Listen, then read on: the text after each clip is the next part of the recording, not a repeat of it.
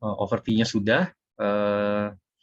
Jadi kita bisa bahas soal ya, karena pada soal-soal kuliah di UMPPD pas tetap aja efluoresensi pasti akan sering ditanyakan dan akan sering muncul gitu. Nih, seperti ini nih, jawaban A nih. Ada istilah vesicle, ada istilah makula, ada eritema, ada istilah papul, ada istilah makula lagi. Ada istilah squama. Squama itu jadi adalah sisa-sisa ya dari stratum spinosum ya. Jadi jaringan-jaringan sisa-sisa keratin ya. Gitu. Oke, jadi soal nomor 1 ini biasa kan kalau misalkan kalau saya sendiri kalau ngerjain soal PPD itu biasanya saya baca dulu pertanyaannya. Gitu nih.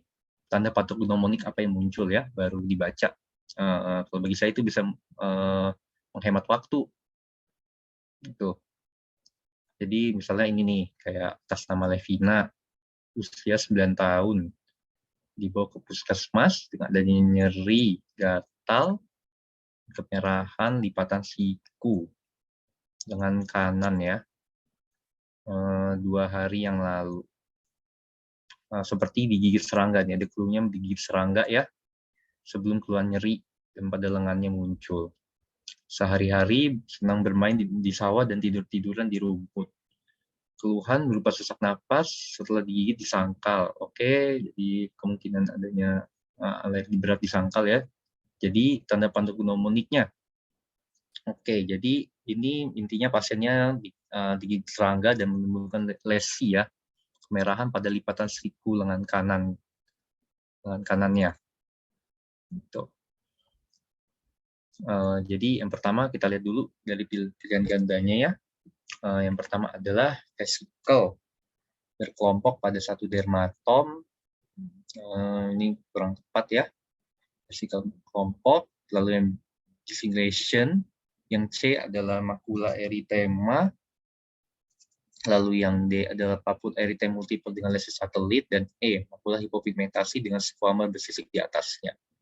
Oke, jadi ini clue-nya kan dia anak-anak yang disertai dengan adanya nyeri kemerahan di lipatan siku dan gigitan serangga. Ini khas sekali ya. Diagnosanya ini insect bite sih, pasti. Atau nama lainnya dermatitis venenata atau dermatitis insect toxin. Gitu. Jadi kita lihat ya.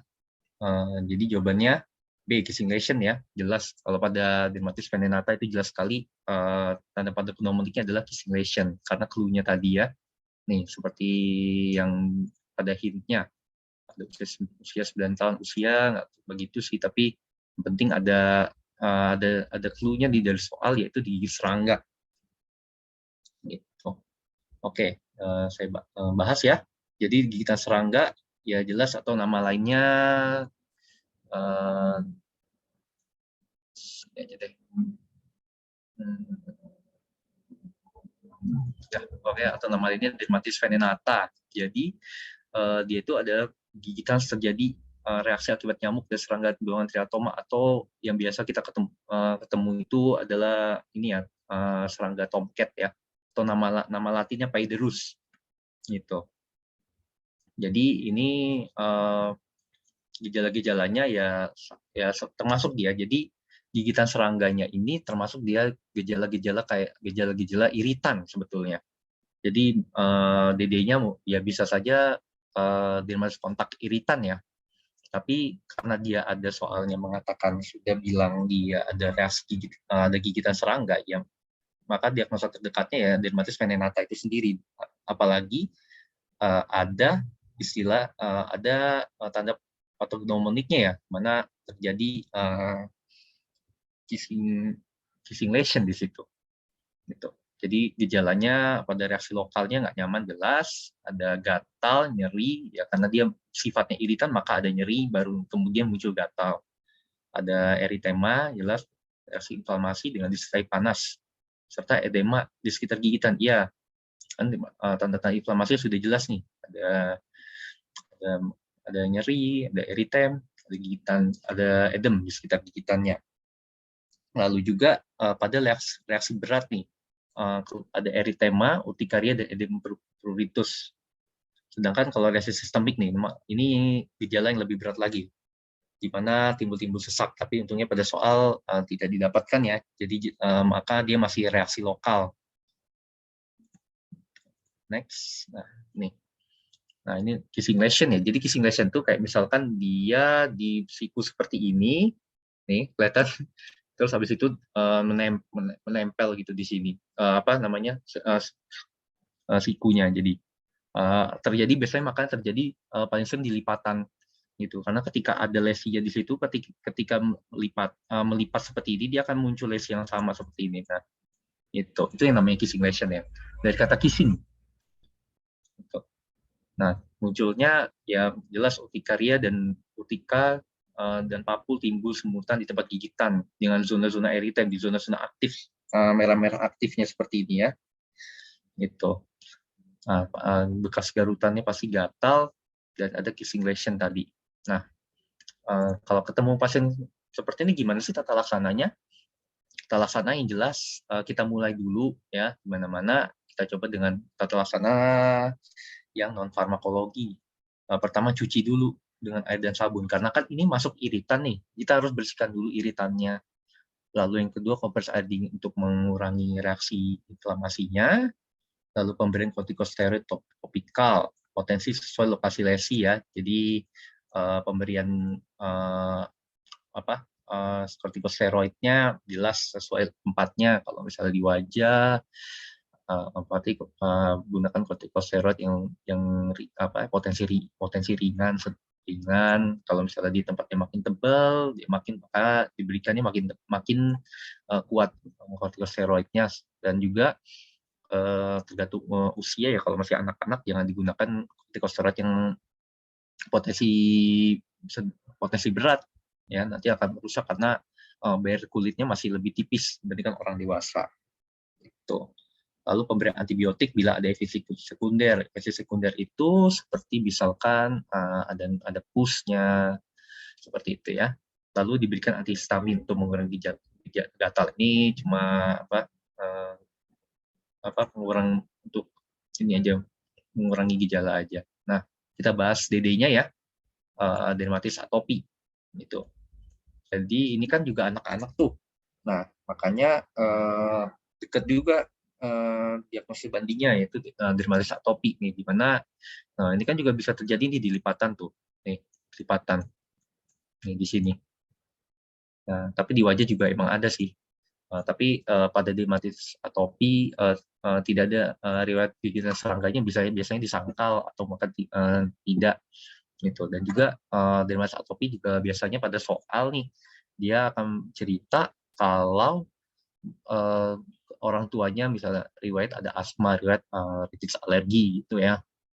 Nah, kemungkinan anaknya juga akan memiliki dermatitis atopi gitu. Itu nih, lihat. Jadi gambaran efloresensinya seperti ini ya. Jadi makula eritem itu ya, berbatas tegas ya, bisa di wajah, bisa di lipatan. Nah, ini ada pembagiannya. Nah, ada tipe biasanya mengenai pada umur 2 bulan sampai 12 tahun ya, di mana dibagi 3. Ada infantil, ada tipe anak, sama tipe remaja. Gitu, di mana kalau pada lesi akut pada anak sih dia lebih ini ya, papul vesikal halus dan basah, bisa jadi krusta. Kalau tipe anak biasanya dia udah masuk ke subakut kronisnya, dia lebih kering dan ada likenifikasi, karena kan pada umur segini dia udah lebih kuat menggaruknya, makanya termuncul lesi-lesi likenifikasi yang lebih jelas gitu.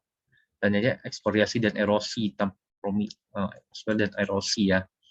Jadi kan kalau masih anak-anak dia masih belum bisa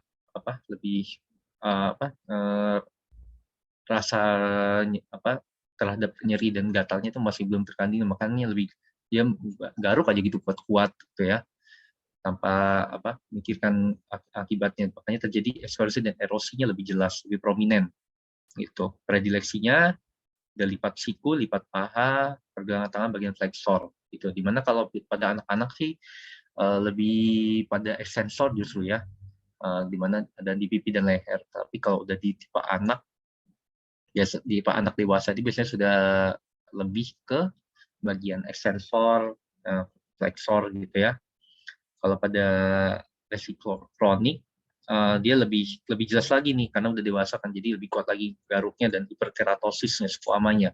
Jadi garukannya kuat sehingga mengelupas tuh akan menimbulkan banyak squama ya. Oke. Nah, tata laksananya jelas faktor pencetus jelas dihindari ya. Karena dermatitis atopi ini dipicu oleh alergi jelas. Sebenarnya ada diagnosanya nanti terkait dengan dermatitis atopi, yaitu dengan kriteria Hanifin-Trachka gitu. Di mana harus ada 3 kriteria mayor dan 3 kriteria minor yang dipenuhi baru bisa mendiagnosis dari dermatitis atopi.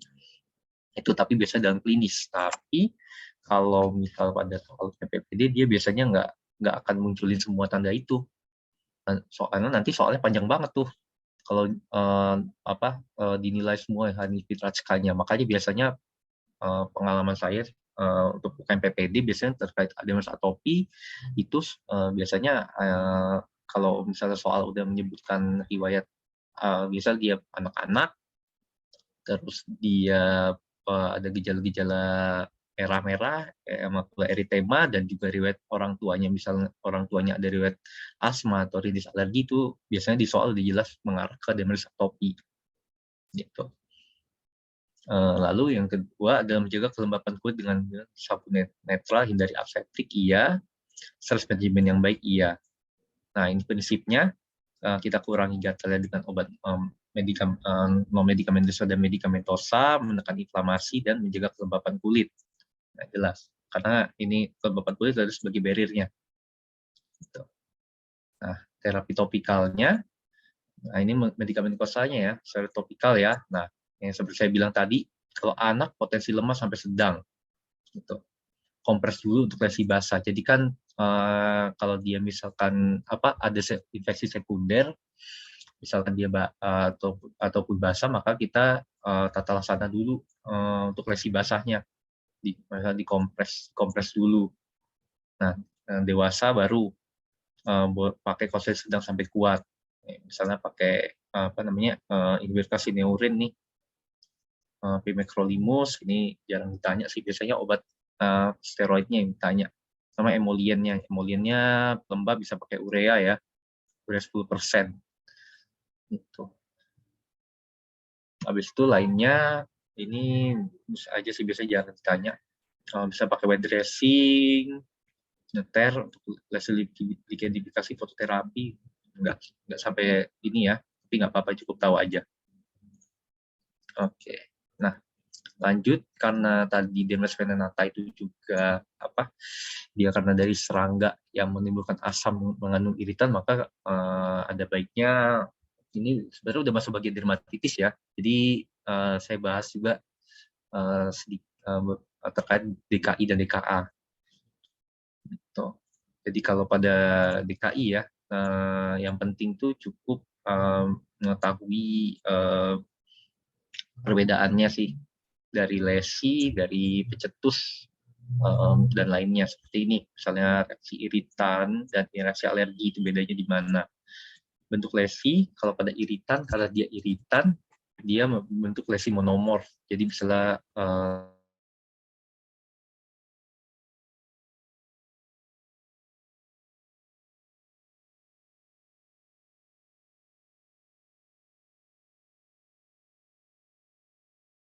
dia bentuk lesi monomorf gitu. Sedangkan kalau yang satunya adalah lesi polimorf ya. Jadi biasanya pada alergi itu biasanya pada benda-benda yang belum tentu semua orang kena. Misalnya dia habis pakai, dia misalnya alergi karet gitu kan, pakai sendal swallow gitu misalnya, sendal karet, terus ternyata nanti lesinya akan membentuk seperti ya, bentuk di kakinya itu bentuk sendal, bentuk tali sendalnya gitu. Berarti kan itu bentuknya polimorf itu bentuknya. Oke, jadi itu bedanya sih, iritan sama alergi. Terus luasnya pada daerah penempelan dan luas ke sekitarnya. Kalau yang iritan terbatas ya, karena kan dia luasnya, karena kita kan sekali kena bahan iritan kan kita akan reaksi menghindar. Jadi reaksinya reaksinya terbatas gitu, hanya pada saat menempel saja. Kalau misalnya reaksi alergi bisa meluas ke sekitarnya, gitu. Misalnya pada tadi sendal tadi ya, jadi merahnya bisa meluas gitu, meluas sampai sekitar dari penempelannya gitu. Lalu yang ketiga, batas reaksi kulitnya tegas iya, batas kabur dan dapat terjadi satelit di sekitar daerah penempelan iya, bisa terjadi.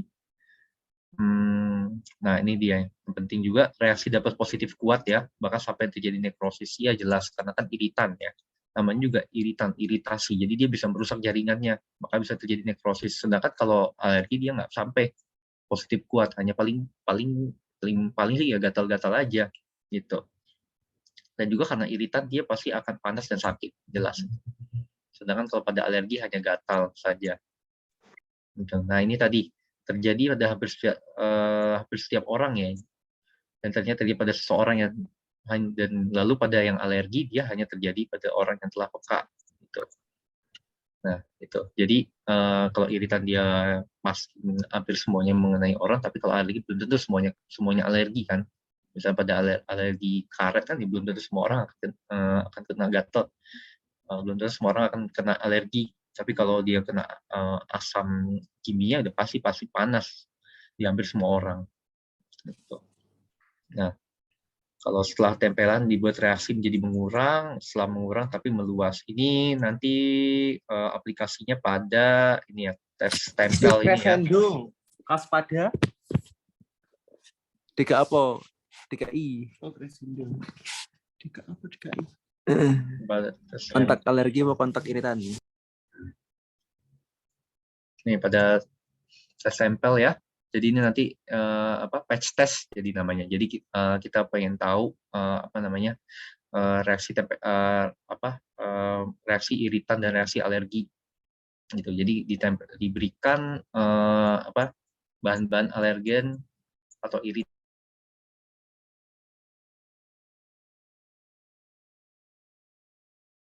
kita mengetahui alergi apa aja sih seseorang itu dan bagaimana mencegah dan agar bisa mencegahnya gitu.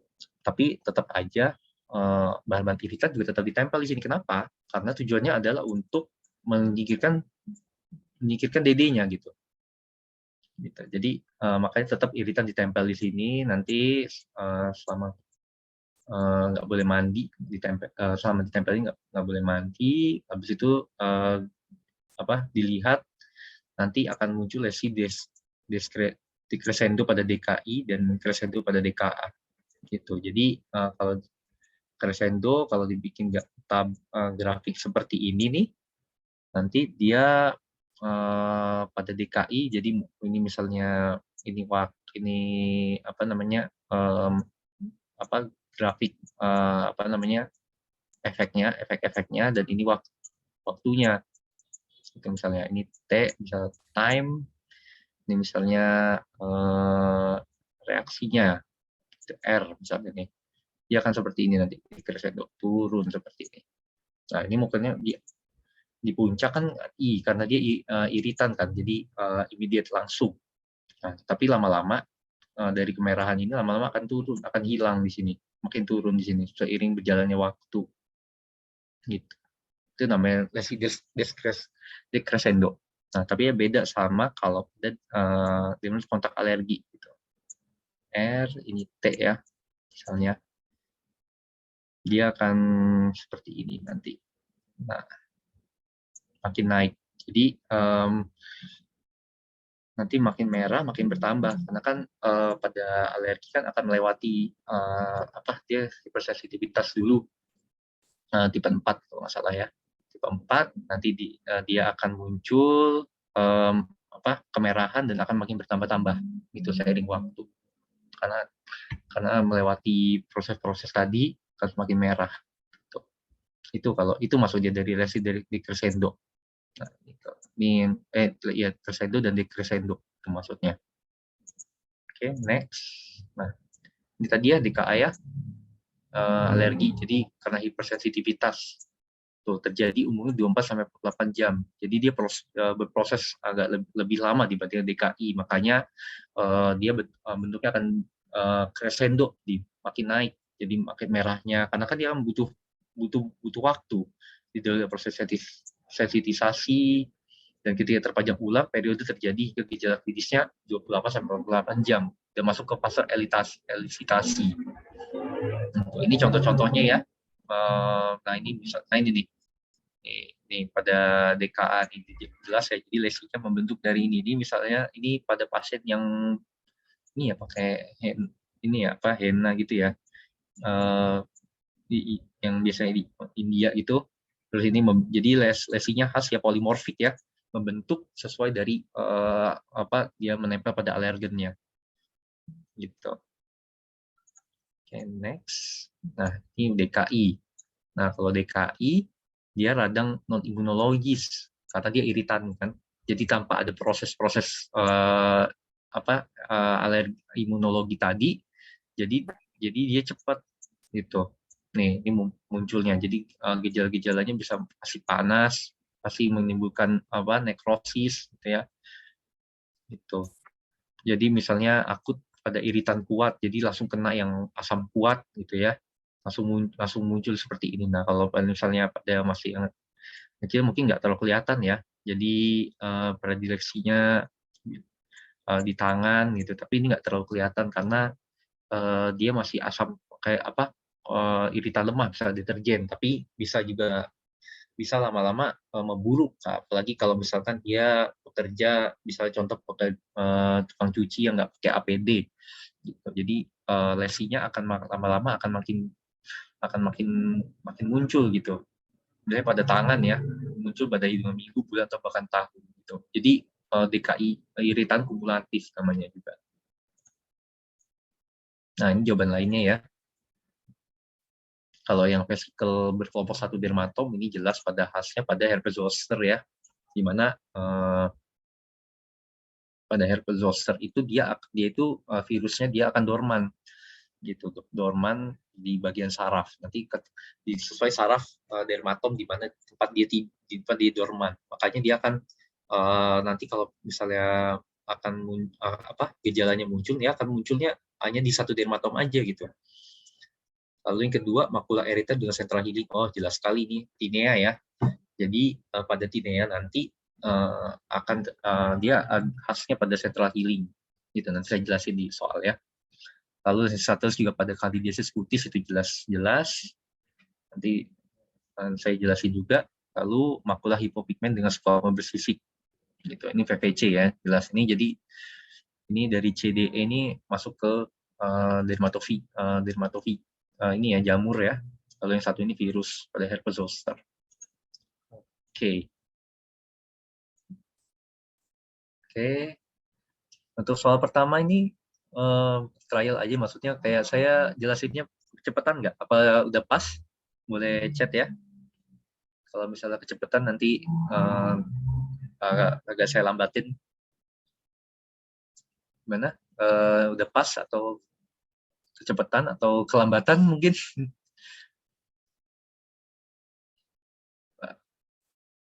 Oke, sudah pas ya.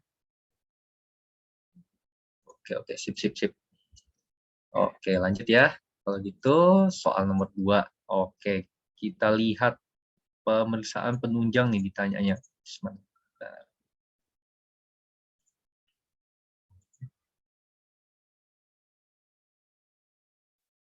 Pemeriksaan penunjang. Oke, ini ditanya pemeriksaan penunjang ya. Tuan Y, 32 tahun, gatal, kemerahan di kulit perut. Udah 2 minggu, pertama cuaca panas ya. Ini ada faktor pemberatnya ya. Udah cuaca panas ya. Pemeriksaan fisiknya ada makula eritema dengan papul ya. Ada papul, ada peninggian, ada 2 buah batas tegas dan tepi meninggi, ada squama halus. Oke, pemeriksaan penunjangnya ya. Nih, kita lihat ya.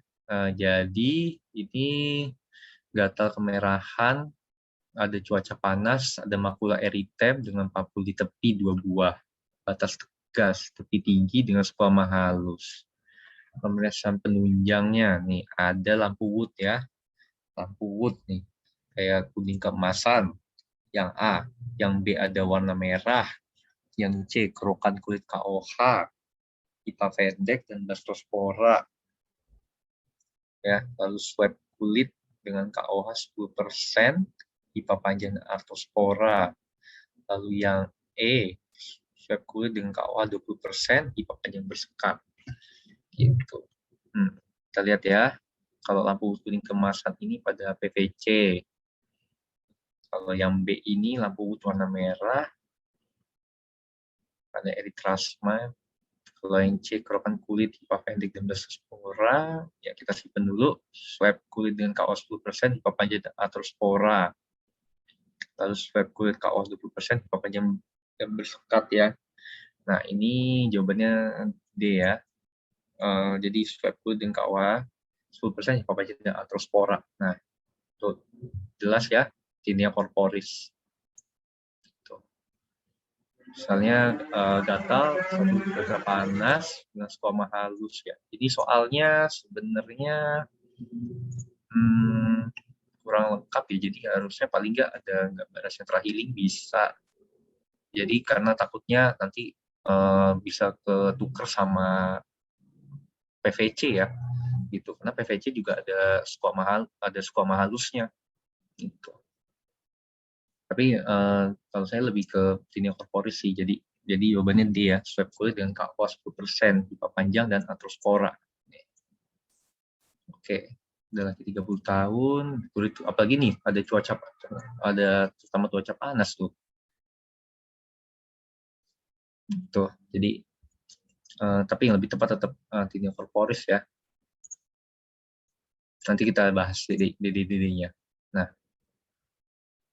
Nah ini kan tuh di penjelasannya ada central healing. Tuh, tapi coba lihat sebelumnya ya.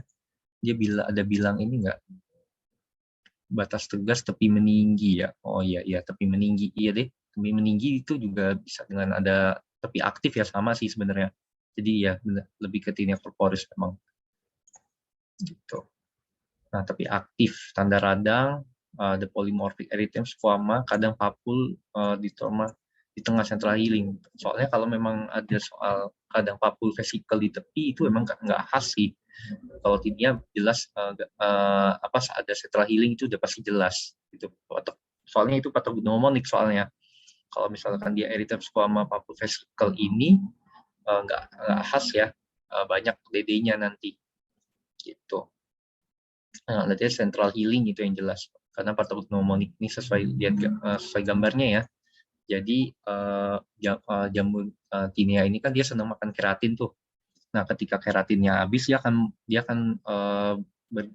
mencari keratin lainnya di pinggir-pinggirnya. Jadi yang bagian tengah yang kosong ini itu dia sudah habis. Dan yang merah ini berarti aktif, dia masih tinggal di sini untuk memakan keratinnya. Makanya dia namanya tepi aktif dengan central healing gitu. Nah, pemeriksaan penunjangnya ini kalau ada ini ya, kulit tidak berambut ya, kerokan swab. Intinya sih kalau pada jamur ya, kalau kalian gampangnya tembak aja KOH ya, KOH 10% itu jamur sebagian besar pemeriksaannya itu KOH, atau enggak paling lampu wood juga bisa, tapi hanya beberapa ya, kayak misalnya pada tinea capitis,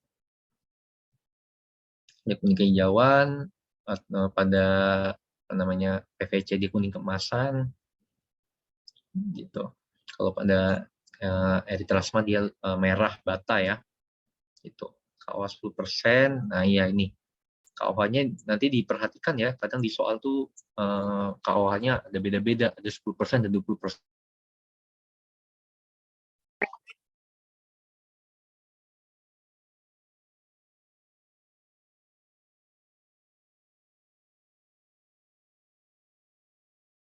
Kuku. Kalau KOH 10% cukup di bagian-bagian tipis kayak rambut gitu.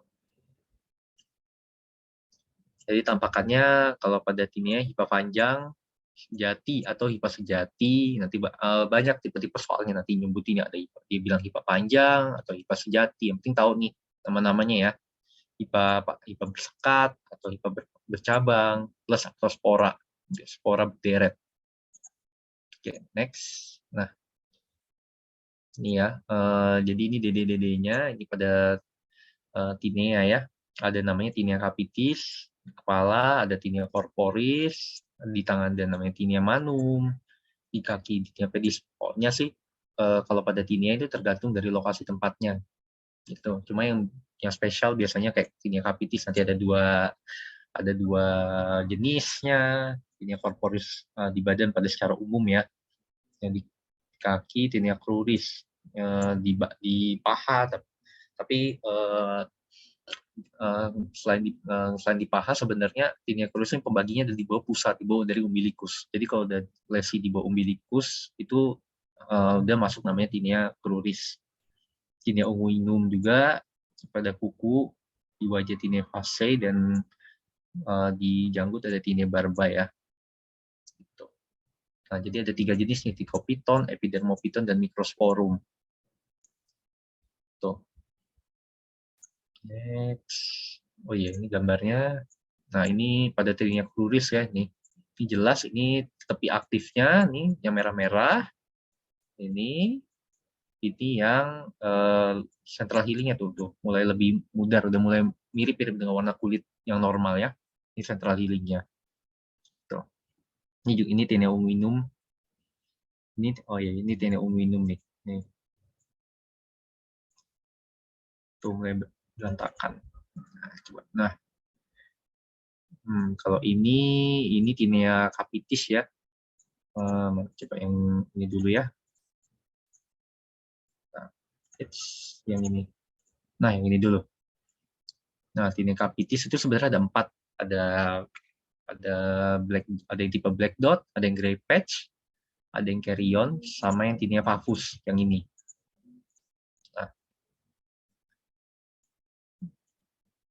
Nah ini ya. Jadi kalau black dot dia paling Trichopiton tonsuran ya. Jadi kalau biasanya ditanya juga sih etiologi terseringnya nih di soal. Kalau saya nggak ngapalnya nih, mana tadi ya? Ini Trichopiton kan ada T, ada E, Epidermopiton, ada Microsporum. Nah ini E kita simpan dulu. Gitu.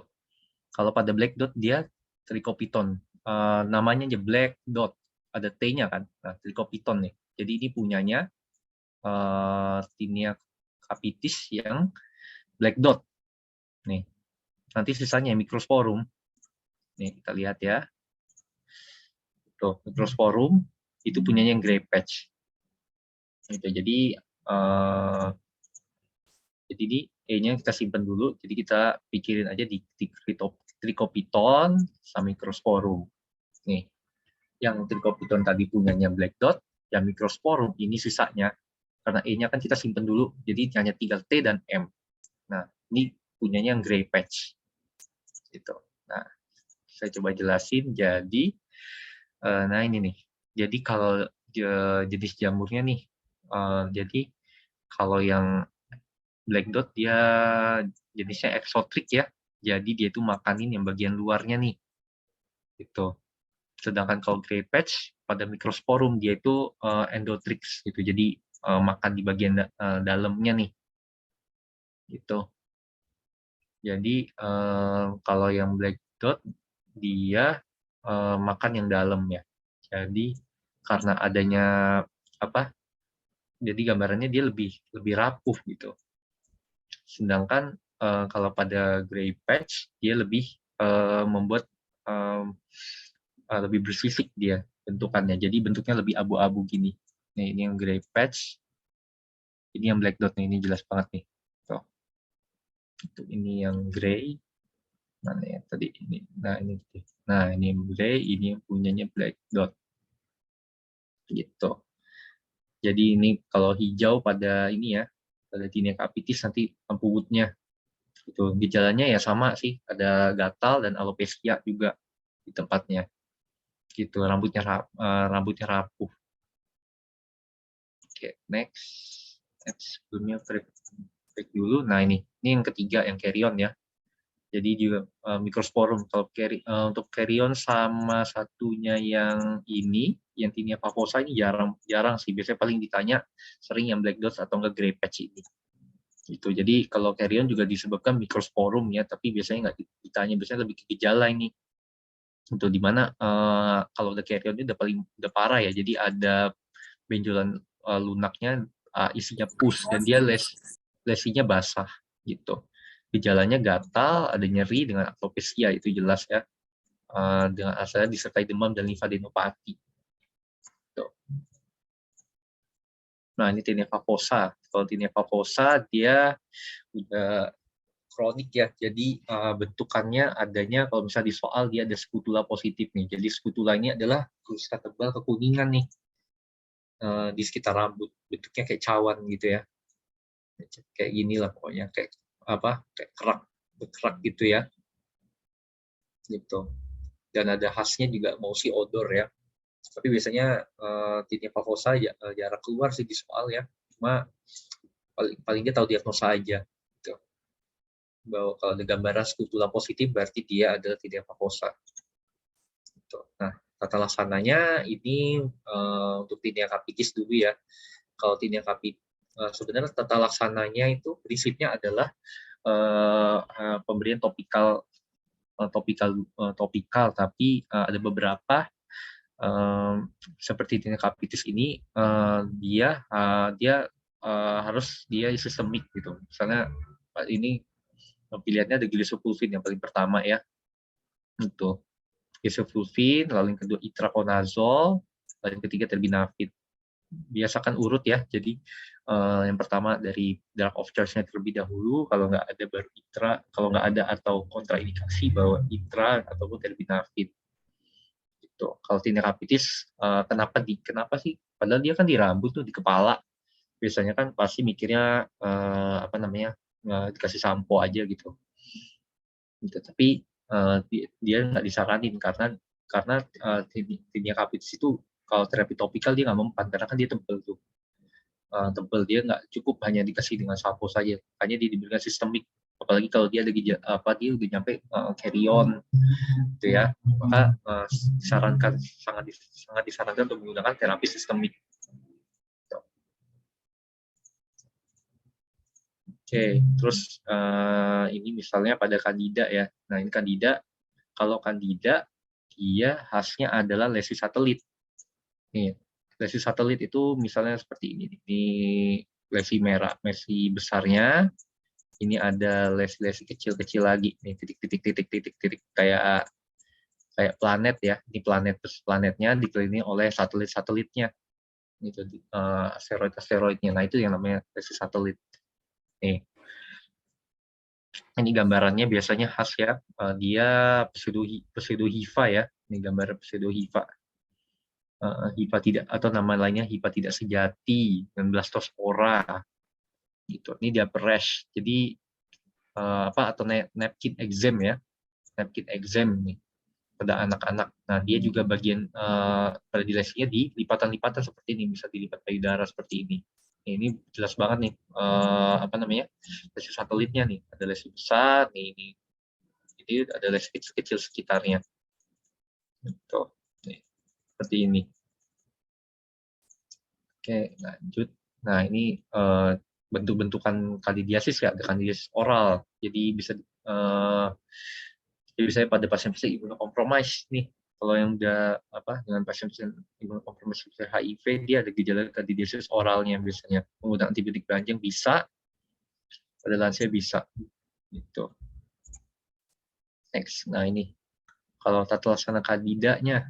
Nah, Candida kalau Candida sih dia golongan-golongan azol ya, masih utamanya. Nih, ada imidazol nih, conazole, clotrimazole, habis itu sistemiknya kasih fluconazole atau itraconazole. Itu baru yang keduanya kandidiasis oralnya kasih statin. Gitu. Nah, ini napkin eczema tadi ya. Nah, ini paling sering nih. Dia bagian dari DKI. Jadi kalau misalnya iritan, misalnya dia alergi popok tuh, ternyata iritan popok tuh, tapi nggak ditata laksana gitu kan, apalagi di bagian kulit-kulitnya lembab, dia makanya akan ada resiko kandidiasis di situ. Tuh, makanya dia napkin eksem ini sebenarnya bagian dari DKI. Jadi iritasi akibat dari isi popoknya. Jadi karena iritasi di isi popok maka kulitnya jadi lembab gitu. Makanya akan ada resiko kandida di situ berkembang. Tuh. Apalagi ada friksi ya, ada gesekan-gesekan, lecet-lecet yang akan menambah tidak nyaman, akan resiko infeksinya akan lebih banyak lagi nanti. Nah, ini faktor resikonya jangan diganti, atopi, dari alergi terhadap bahannya. Gitu. Manifestasinya ya sama ya, dari gambarannya dia eritema batas tegas, bisa ada edem, kalau dia radang banget, ada kulitnya kering dan mengelupas ya. Nah ini, jadi kalau di lokasi tertutup popok, dia ada curiga kandida di situ, karena kan kalau ada kan kandida itu senangnya di daerah-daerah lipatan-lipatan bisa biasanya, makanya pada aliran genitokrural nih, bagian-bagian sini nih, bagian lipatan-lipatan sini bisa curiga ada infeksi kandidiasis, maka dicek KOH di situ. Tuh, nah, ini terapinya nih, dermatitis popok. Jadi ini dari non farmakologi ya, ganti popok lebih sering, higienitasnya dijaga, pelembab digunakan, dianjurkan popok sekali pakai. Nah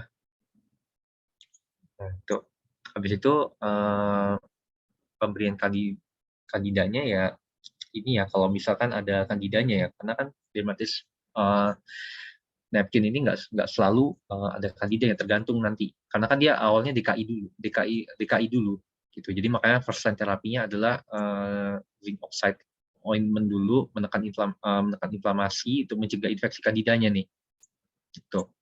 Lalu yang kedua, kalau berat dikasih kortikosteroid potensi lemah dulu, hidrokortison ya.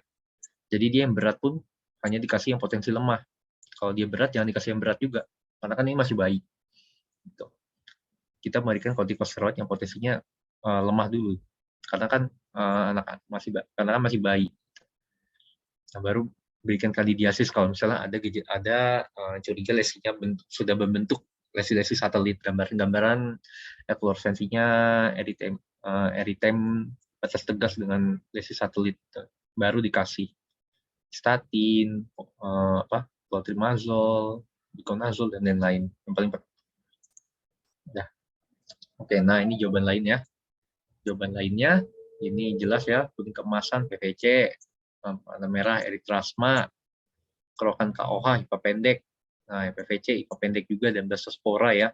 Ini nanti ada gambaran khasnya lagi yang kalau kalian pernah dengar, yaitu spaghetti meatballs sign ya.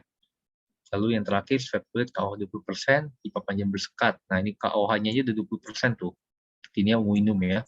Karena kan KOH 20% untuk yang tebal seperti kuku contohnya. Gitu. Oke, ini soal nomor 3 ya. Diagnosis. Ditanya diagnosis ya. 30 tahun dengan keluhan benjol di leher belakang sejak lahir. Benjolan makin lama makin gede, membesar ya, dan tidak terasa nyeri. Ada pemeriksaan teraba kenyal. Nyeri tekan nggak ada, ya memang nggak ada. Aspirasi dapat isi massa keju disertai unsur rambut. Oke, diagnosisnya. Oke, kista aterom, enggak ya. Kista epidermoid, enggak. Kista dermoid jawabannya ya. Karena jelas ya. Nanti saya jelasin ya. Ini lipoma dia enggak juga, dan absces coli enggak. Jawabannya ini C ya. Yang kista dermoid. Kita lihat ya, benar apa enggak. Nah iya, jawabannya C ya. Kista dermoid. Kenapa? Karena dia khas sekali, masanya ada keju dan unsur rambut. Jadi kista dermoid itu dia isinya ada macam-macam. Itu. Jadi nggak cuma satu gitu. Nih. Nah, tuh tumor di jaringan kulit, gigi dan rambut. Jadi kalau kista dermoid khasnya dia campur-campur ini ya. Isinya campur ya, kayak kalau kayak es campur gitu, macam-macam buah-buahan isinya di dalam es. Nah, ini juga kista, kantong, makanya namanya dari kista ya. Pasti semisolat isinya. Jadi tetap ada cairannya sih, jaringan basahnya, tapi dia ada juga jaringan padatnya juga nih, ada kayak kulit, gigi dan rambut gitu. Akibat kelainan kongenital, ini di wajah, leher dan scalp ya. Nah, ini DD-nya ya. Ini juga sebenarnya ini kasus lebih ke bedah ya, tapi nggak apa-apa dibahas ya. Jadi kadang kulit juga kadang bahas, kadang enggak sih ini. Jadi kalau kisah dermoid dia jelas ini, kalau kisah dermoid dia ada sejak lahir, nanti bisa lihat di kasusnya ya, kalau dia muncul sejak kecil, makin kecil lama-lama membesar gitu. Kata saya sama-sama diekstirpasi semua ya, karena diangkat semua nih, ekstirpasi gitu. Kalau kisah epidermoid biasanya dari trauma dulu, dia masuk, habis itu membentuk kista. Jadi trauma, habis itu membentuk kista itu. Misalnya di telapak atau jari kaki atau tangan, misalnya lokasi-lokasi yang mudah terkena trauma ya, gitu ya. Kalau lipom, nah ini lipom ini khas sekali ya. Dia di tempat-tempat yang banyak jaringan lemaknya, bisa kepala, leher, dada, punggung, gitu. Karena terjadi tumor lemak adiposit di subkutan ya. Jadi daerahnya udah subkutan. Nah, kalau pada lipom karena lemak dia pasti kenyal, mobile, nggak nyeri juga, yang berkapsul. Nah, khasnya ada slippage test. Slippage test ini ketika kita gerakan dia akan ngikut gitu, kenyal gitu rasanya bisa digerakkan, itu namanya slippage. Dari kata slip ya, itu perempuannya slip ya, jadi mudah geser gitu. Slippage test positif gitu. Nah, ini yang terakhir. Habis itu ada yang terakhir maksudnya kista ganglion habis itu ya. Jadi kalau kista ganglion ini dia biasanya di tempat-tempat yang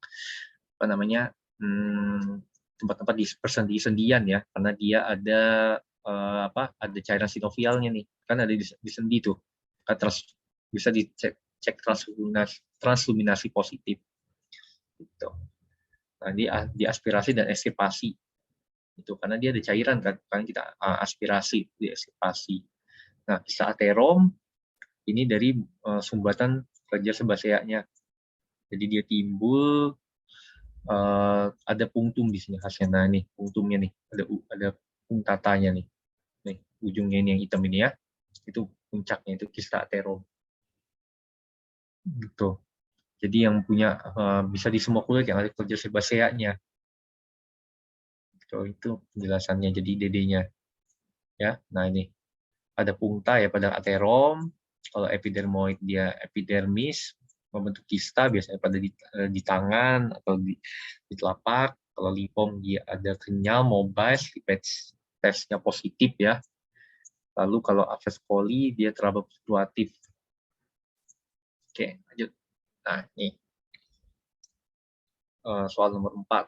Ini kembali menanyakan diagnosis. Tuan H ada 41 tahun dengan adanya benjolan di lengan bawah 5 bulan. Udah lama ya benjolannya ya. Status muncul nodul soliter. Nodul regio lengan kanan kenyal. Mobile. Diameternya sekian. Nih, warna sesuai kulit. Ada punktata kehitaman di atasnya. Tidak gatal, tidak nyeri. Diagnosis yang tepat. Oke. Nggak ada yang jawab ya kayaknya ya. Tadi. Nih. Jadi yang pertama angioedem. Kalau angioedem jelas enggak ya. Angioedem itu reaksi alergi ini ya, utika kalau di lapisan kulit yang tipis, misalnya kayak kelopak itu akan jadi angioedem. Sudah ada yang nanya nih, D ya dok? Udah nggak sabar dia mau tahu jawabannya. Yang kita bahas satu-satu ya. Angioedem tadi enggak ya, kan? Lipoma sebenarnya kalau cuma baca sampai sini tuh, nodul soliter, konsultingnya mobile, itu udah langsung jawab nih bisa lipom. Tapi kan ada lagi nih kata kehitaman di atasnya. Makanya lipoma nggak jadi. Tuh, kalau nggak teliti bisa nih jawab lipoma nih. Kalau neuroma juga enggak ya. Habis itu kista aterom. Nih, tata kehitaman tuh jawabannya tuh jelas. Ada kista ganglion. Ini enggak ya, karena dia nggak apa namanya biasanya di persendian ya. Tapi ini cuma hanya di lengan dan dia ada khas punktata di soal ini udah jelas ya kista ateromnya. Jadi jawabannya kita cek ya benar apa enggak. Tuh. So ya, jawabannya D. Kista aterom. Ya, selamat yang sudah menjawab dengan benar. Ya, jadi hintnya ya, 41 tahun, benjolan, 5 bulan, lalu soliter. Ini ada punktata kehitaman, sudah jelas ya. Oh iya, jangan lupa ya, soal-soal nanti dilihat ya, nanti nggak semua materi kulit aja, tapi semua materi sebelum belajar kalian baca dulu SKDI-nya nih, atau enggak sekarang tuh SNPPI ya, Standar Nasional Program Pendidikan Dokter ya, di mana nanti tahu dulu 4, 3A, 3B gitu ya, 3A, 3B sama 2 ya, karena ini kan SKDI 2 tuh, jadi kita belajarnya hanya sampai tahu aja, diagnosa aja gitu. Jadi kita nggak perlu spesifik terkait tata laksananya. Tapi kalau misalnya 4, yang apalagi 4 itu dia banyak harus dikerjakan tuntas di dokter umum ya. Kalau 3A 3B, satunya kita tata laksana awal, habis itu rujuk gitu pada 3A 3B ya. Itu. Jadi nanti dibaca lagi nanti SKDI-nya atau SNPPI-nya yang agar nanti kalian belajarnya nggak perlu berat-berat. Artinya sesuai dengan kompetensi kita dokter umum, karena KPPD kan tujuannya untuk dokter umum tuh gitu. Jadi kita tidak perlu membaca, kalau untuk KPPD nih ya, itu nggak perlu sampai membaca soal-soal, atau kita bisa pilih sendiri soal-soal mana yang kompetensi 2 tapi dia nanya tata laksana, kan tidak terlalu perlu kan. Kalian bisa latihan soal yang lain yang sesuai itu, agar lebih hemat waktu juga gitu. Nah, ini tadi sama ya. Itu tadi kista aterom ya nih. Tuh, punktata, punktum nih jelas banget tadi di soal. Nah, ini sama ya, ekstirpasi cukup tahu aja sih ini. 2 ya. Sisi ekstirpasi. Nah, tuh angioedem, neuroma tuh. Neuroma ini dia benjolan juga, tapi bentuknya papul di sepanjang dermatom tubuh. Karena neuro ya, kenyal dan tidak nyeri. Lipom juga nggak nyeri, jarang ada nyeri. Angioedem dia plak, gatal atau perih ya, karena ini hipersensitivitas sebenarnya angioedem nih. Oke, lanjut ya. Nah, soal nomor 5. Oke, nah ini dia masuk ke soal ini ya, tentang rambut ya. Gitu. Jadi ini diagnosa, ditanya diagnosa kasus ya. Jadi Nyonya G, 25 tahun ya. Keluhan rambut rontok sangat banyak tiba-tiba 2 minggu belakangan ini. Jadi pasiennya menemukan banyak rambut rontok di bantal ketika bangun. Ketika menyisir juga merasa agak botak ya, bukan botak sepenuhnya ya, dan dapat melihat kulit kepalanya. Dapat melihat kulit kepala karena rambut terus rontok. Pasien baru saja melahirkan 3 minggu yang lalu. Ini ada pemberatnya ya, dia baru melahirkan ya. Gitu. Pemeriksaan penuhnya full test ditemukan lebih dari 6 rambut rontok. Gitu. Diagnosanya nih. Jadi dirangkum, jadi dia datang karena ada rambutnya rontok nih tiba-tiba 2 minggu belakangan ini. Ada banyak rambut rontok tuh, ketika bangun-bangun rambutnya banyak berserakan. Terus habis itu saat keramas juga ada nyisir, dia agak botak, merasa agak botak gitu. dan baru melahirkan. Jadi resikonya dia baru melahirkan ya. Full testnya lebih dari 6 rambut. Nah, oke, jadi kalau misalkan dia hanya keluhan rambut, kalau ingatnya gini sih, kalau misalkan dia apa namanya, kalau yang namanya alopecia ini, dia itu ini ya botak ya, botak atau alopecia ini botak. Jadi kalau misalnya dia hanya rambut rontok, berarti ini rambut rontok gitu ya, kayak hanya merasa kayak rambutnya hanya rontok-rontok aja, itu masuk di effuvium. Tapi kalau alopecia itu dia botak kan, jadi ada yang alopecia areata sama androgenica tuh, ada 2. Tapi karena dia keluhannya hanya rambut rontok banyak, berarti alopecia ini bisa kita singkirkan gitu. Kalau misalnya dia keluhan rontok banyak, itu kalau merasa agak botak ini kan dia emang merasa agak botak kan, berarti agak botak kan, berarti dia bukan benar-benar botak gitu, berarti dia rambut rontok aja nih. Jadi dia lebih ke effuvium. Tinggal kita pilih yang mana, A, B, atau C-nya. Gitu. Tipe yang delayed anagen release, ada immediate anagen release, atau immediate telogen release nih. Itu. Full testnya ditemukan lebih dari 6 rambut rontok. Ya. Kita lihat ya jawabannya. Jawabannya itu A sebenarnya. Telogen effuvium tipe delayed anagen release. Itu full testnya lebih dari 6 rontok. Nah, ketika nyisir tuh, kayaknya dia hanya gejala awalnya kerontokan ya, bukan kebotakan. Jadi bisa kalian singkirkan alopecianya. Gitu.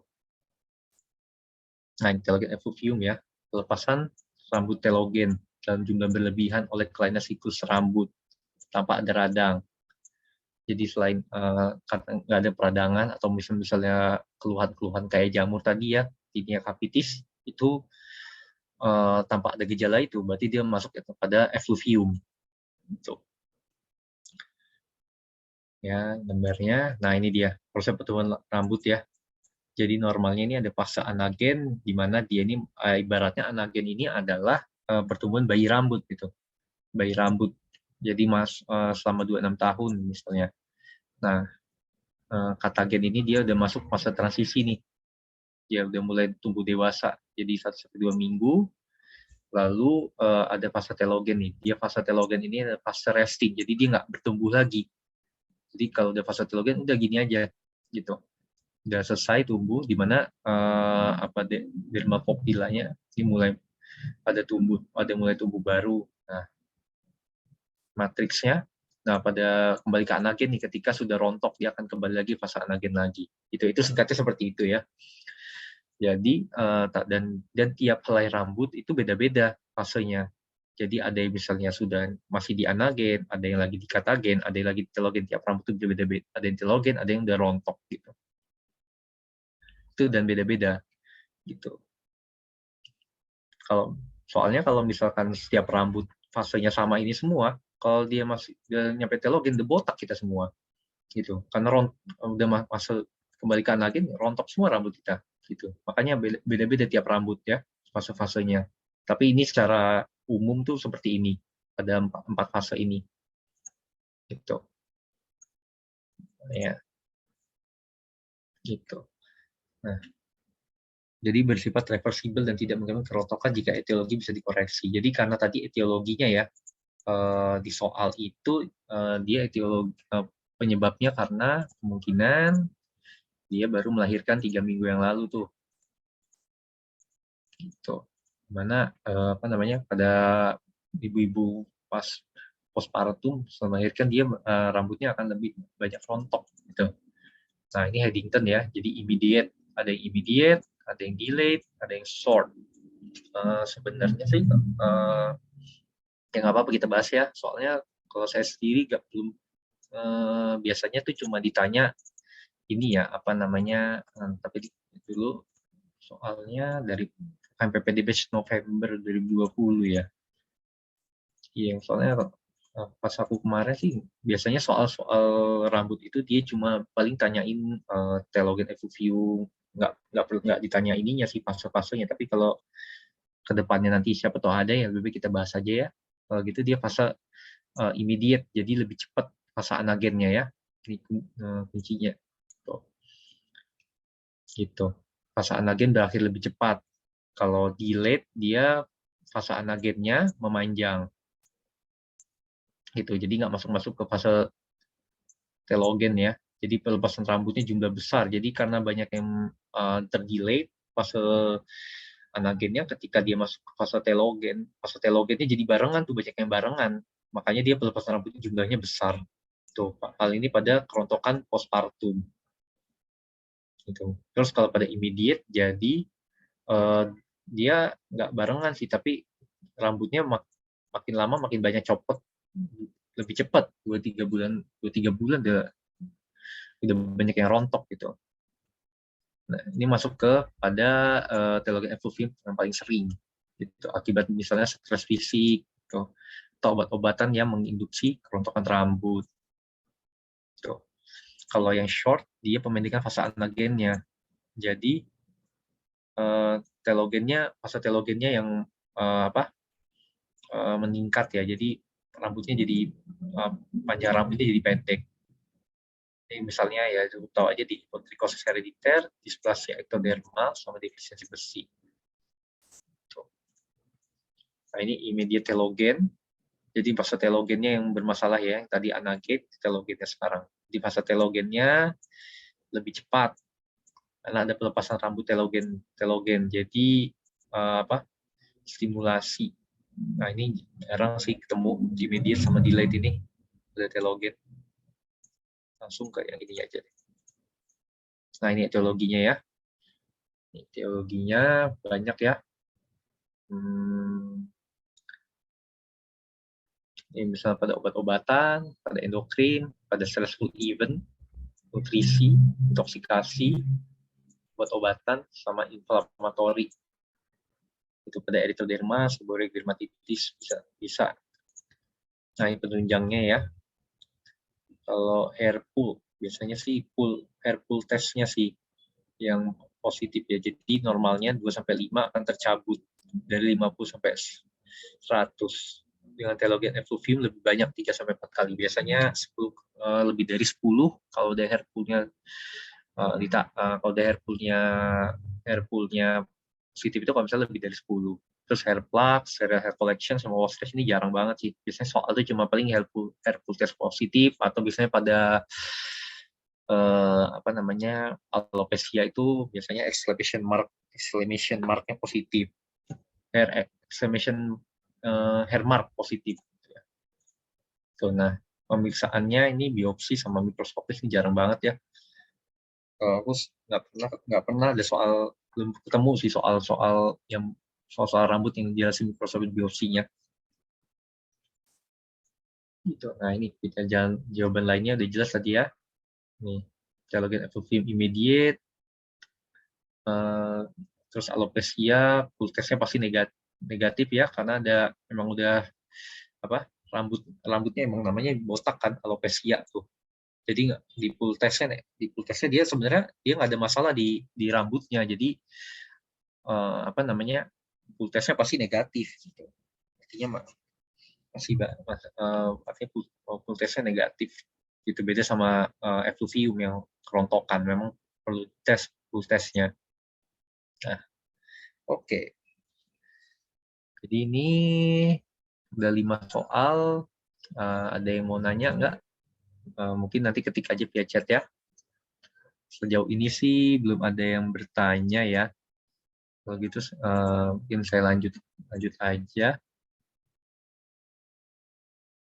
Oke. Oke, lanjut ke nomor 6 ya. Kriteria rujukan. Oke. Wah, jarang-jarang nih ketemu soal kriteria rujukan ya. Tapi kita bahas aja. Punya C, 48 tahun ya. Oke, puskesmas dengan ada keluhan nyeri, kemerahan lengan kanan. Oke, ada nyeri nih, ada merah di lengan kanan. Pada lengan kanan pasien, kejepit pintu nih. Oh, akibat berarti ada trauma, tapi nggak diobatin nih. Makin lama, makin nyeri. Makin merah, makin bengkak. Status lokalisnya ada kulit eritem, batas tegas, warna merah cerah, pinggir meninggi, tanda peradangan akut. Pasien udah berobat puskes 1 minggu, tapi nggak ada perbaikan. Kriteria rujukannya apa nih?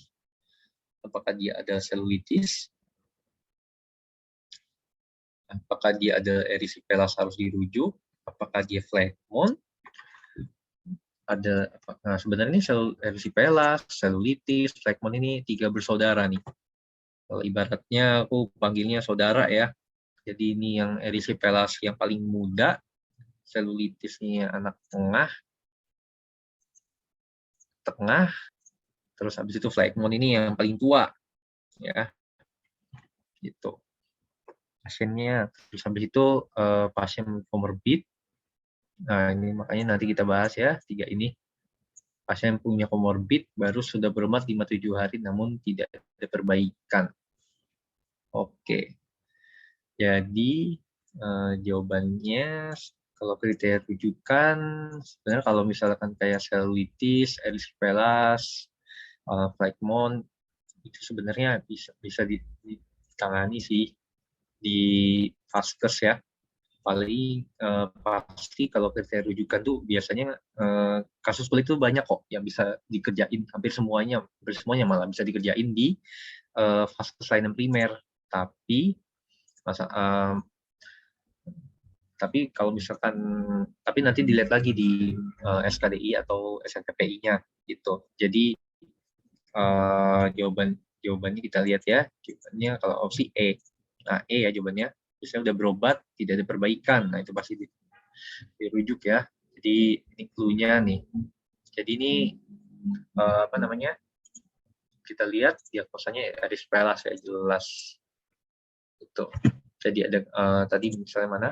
Jalannya kemerahan di lengan kanan ya. Pada lengan kanan pasien terjepit pintu, tidak diobati, makin lama makin nyeri, merah, bengkak. Gitu. Dengan tanda peradangan akut, sudah berobat puskes seminggu nggak ada perbaikan. Gitu. Tapi meninggi ya, berarti dia masih berbatas tegas, berarti masuknya ke erysipelas memang.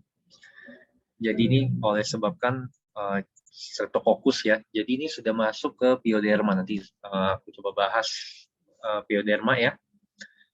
Nah, biasanya diserang di epidermis sama dermis. Nah, lapisan inilah yang nanti akan bedakan yang mana erysipelas, yang mana selulitis ya.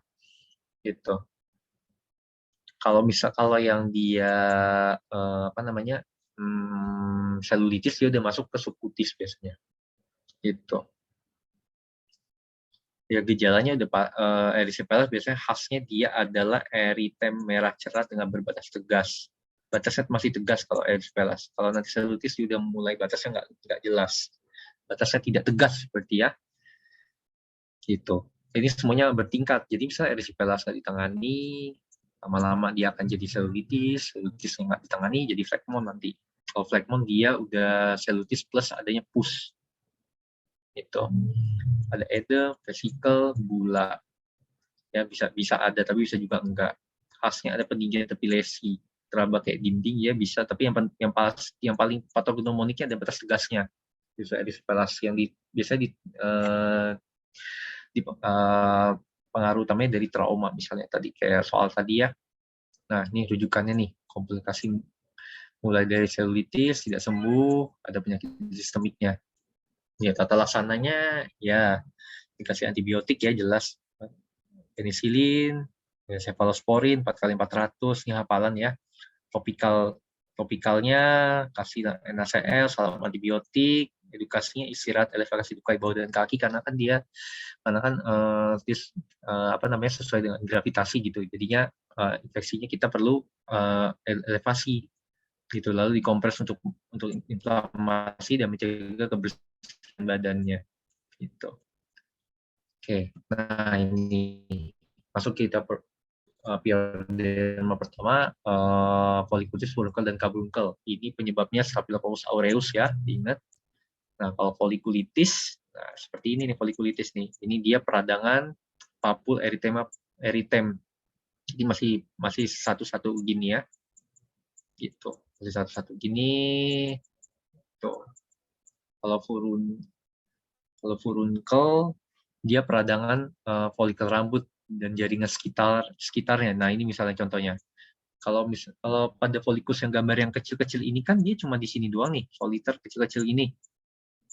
Nah, kalau pada furunkel ini dia ibaratnya ngajak-ngajak gitu ya. Jadi nggak cuma folikel rambutnya aja, jaringan sekitarnya juga merah nih di sini tuh. Merah kan kelihatan di sini. Nah, ini namanya furunkel. Gitu. Kalau dia ada banyak jadi furunkulosis. Kalau karbunkel dia ada furunkel gini satu, ada dua gini. Nah ini kelihatannya ada dua gini ya. Gambarannya dua furunkel nih. Gitu. Nanti dia bentuknya jadi bentuk jadi satu ini tuh, lihat tuh kayak agak mulai bergabung nih lama-lama tuh. Makanya dia namanya jadi karbunkel. Jadi berkumpul furunkel nih jadi satu begini tuh. Gitu. Dia berbentuk furunkel, berkonfluens, membentuk nodus supurasi di berbagai puncak ini. Kalau ini di ujungnya ini itunya ya. Pusnya tuh, nodul supurasinya, nodul yang berisi pusnya. Tuh. Oke, next. Nah, nih. Nah, ya ini ada dua nih, ya. Folikulitis superficialis sama folikulitis profunda. Yang paling sering sih ditanya folikulitis superficialis ini. Atau namanya IP3 Burkhardt atau IP3 folikuler. Ini nama lainnya, perlu dihafalin ya. Karena kadang-kadang ditanya juga tuh nama lainnya. Misalkan soalnya diagnosanya jelas tuh folikulitis superficial nih, tapi di pilihan gandanya cuma ada misalnya IP3 Burkhardt gitu kan. Kalau nggak tahu namanya nanti bingung, nanti malah nggak dijawab karena namanya IP3, nanti malah dipikirnya IP3 mirip-mirip IP3 crustosa atau bulosa lagi biasanya pada anak-anak. Salah. Nah, makanya perlu dihafalin nama-nama lainnya ya. Nah, predileksinya biasanya ini di scalp anak-anak, di dagu, aksila, ekstremitas, bawah bokong pada dewasa ya. Ini gejalanya ya pasti gatal, panas.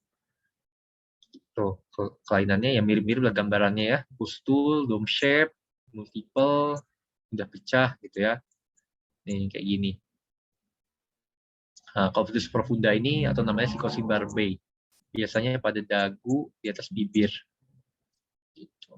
Tapi biasanya jangan ditanya sih untuk folikulis profunda ya. Psikosis Barbe ini kan itu karena folikulis profunda ini saya ingatku kompetensi 2 deh. Gitu. Jadi jangan ditanya, biasanya folikulis superficialis saja yang sering.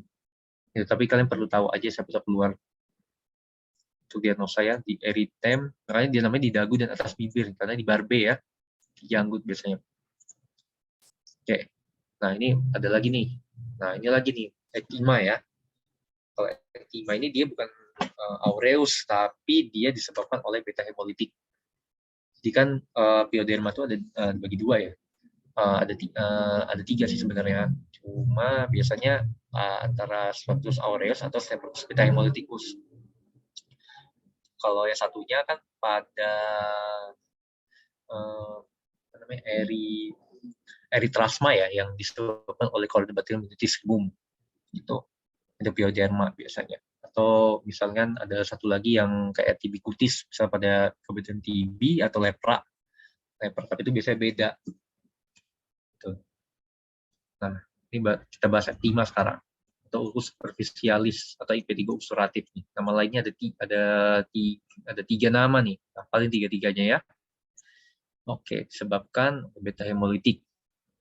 Paling sering di ekstremitas dia. Gitu, karena akibatnya trauma, makanya dia predileksinya ada ekstremitas bawah daerah terbuka. Daerah-daerah yang sering ada terkena trauma di situ, yang mudah terkena trauma, bisa di tangan, di paha, gitu ya. Nah, ini gambarannya ulkus dangkal ya, ini seperti ini ya. Dia gambarnya ulkus sebenarnya tapi dangkal gitu. Kalau diangkat ada warna kuning keabuan. Jadi krustanya diangkat akan dapat ulkus itu punch out lesion. Gitu. Punch out lesion itu ya makanya diangkat dia akan ada apa namanya? Ada kayak lesi memuncak gitu ya, kayak ada apa namanya? Seperti pasti krusta gitu ya kalau diangkat, makanya namanya punch out lesion di situ. Nah, ini ada IP3 krusta sabulosa, ini yang paling sering pada anak ya. Nih, bedainnya dan dia sama-sama dari Staphylococcus aureus. Staphylococcus. Nah, predileksinya kalau krustosa di wajah, kalau bulosa di neonatus, infant atau intertriginosa. Intertriginosa ini daerah lipatan maksudnya ya. Bisa lipat paha, lipat ketiak gitu ya. Nah, khasnya pada krustosa nih, honey color khasnya. Nih, kelihatan banget nih. Nih. Kayak krustanya berwarna kuning kayak madu gitu. Dan juga kalau bulosa dari bula hipopion dengan Nikolsky sign-nya positif. Dan ada escolaretnya. Jadi kalau kayak Nikolsky sign ini atau bula hipopion ya, bula kendur namanya, itu bula kendur.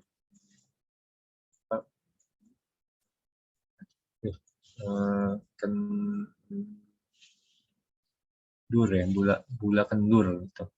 Nikolsky sign-nya positif, jadi ketika dia dicoba dipecahin gitu, dia nggak pecah gitu pokoknya intinya. Jadi Nikolsky sign-nya positif. Kalau Nikolsky sign negatif itu dia kalau misalkan dia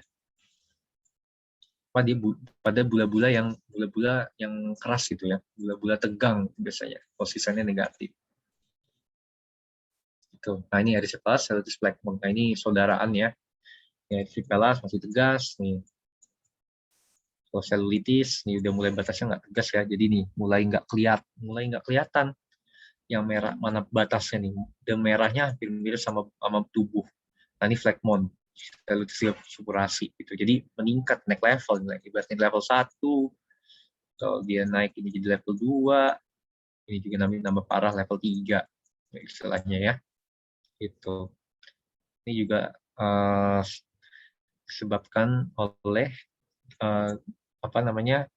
grup alfa, grup beta hemolitikus ya. Biasanya paling sering di tungkai, di wajah bisa. Gitu. Nah, ini ada lagi adenitis suppuratif atau akne inversa nama lainnya. Nih, yang ini. Jadi dia faktor resikonya adalah mencukur bulu ketiak nih. Jadi ketika dicukur nggak steril, dia akan menyebabkan infeksi gitu. Adenitis suppuratif namanya. Nah, ada lagi yang terakhir, scleroderm, jadi TB kutis. Gitu. Penyebaran dari TB, kuman TB-nya. Sebabkan biasa pada anak yang dewasa ya, biasanya karena Mycobacterium TB ya. Jadi kalau yang scleroderm ya tata laksananya adalah pengobatan TB. Nah, nanti aku bahas. Nah, ini eritrasma. Nah, ini penyebabnya yang beda ya. Corynebacterium minutissimum. Jadi biasanya menyerang pada daerah intertriginosa. Intertriginosa itu daerah lipatan seperti ini. Nah, dari kata intertriginosa itu berarti dia akan membentuk kayak segitiga gini. Gitu loh. Makanya biasanya namanya lipatan. Nah, nanti dia bentuk seperti ini nih. Kalau di center lampu Wood, dia ada coral red ya. Gitu. Tata laksananya ya eritromisin. Jadi apalin aja erit dari kata eritrasma, 3 erit ya, kalau 3 erit.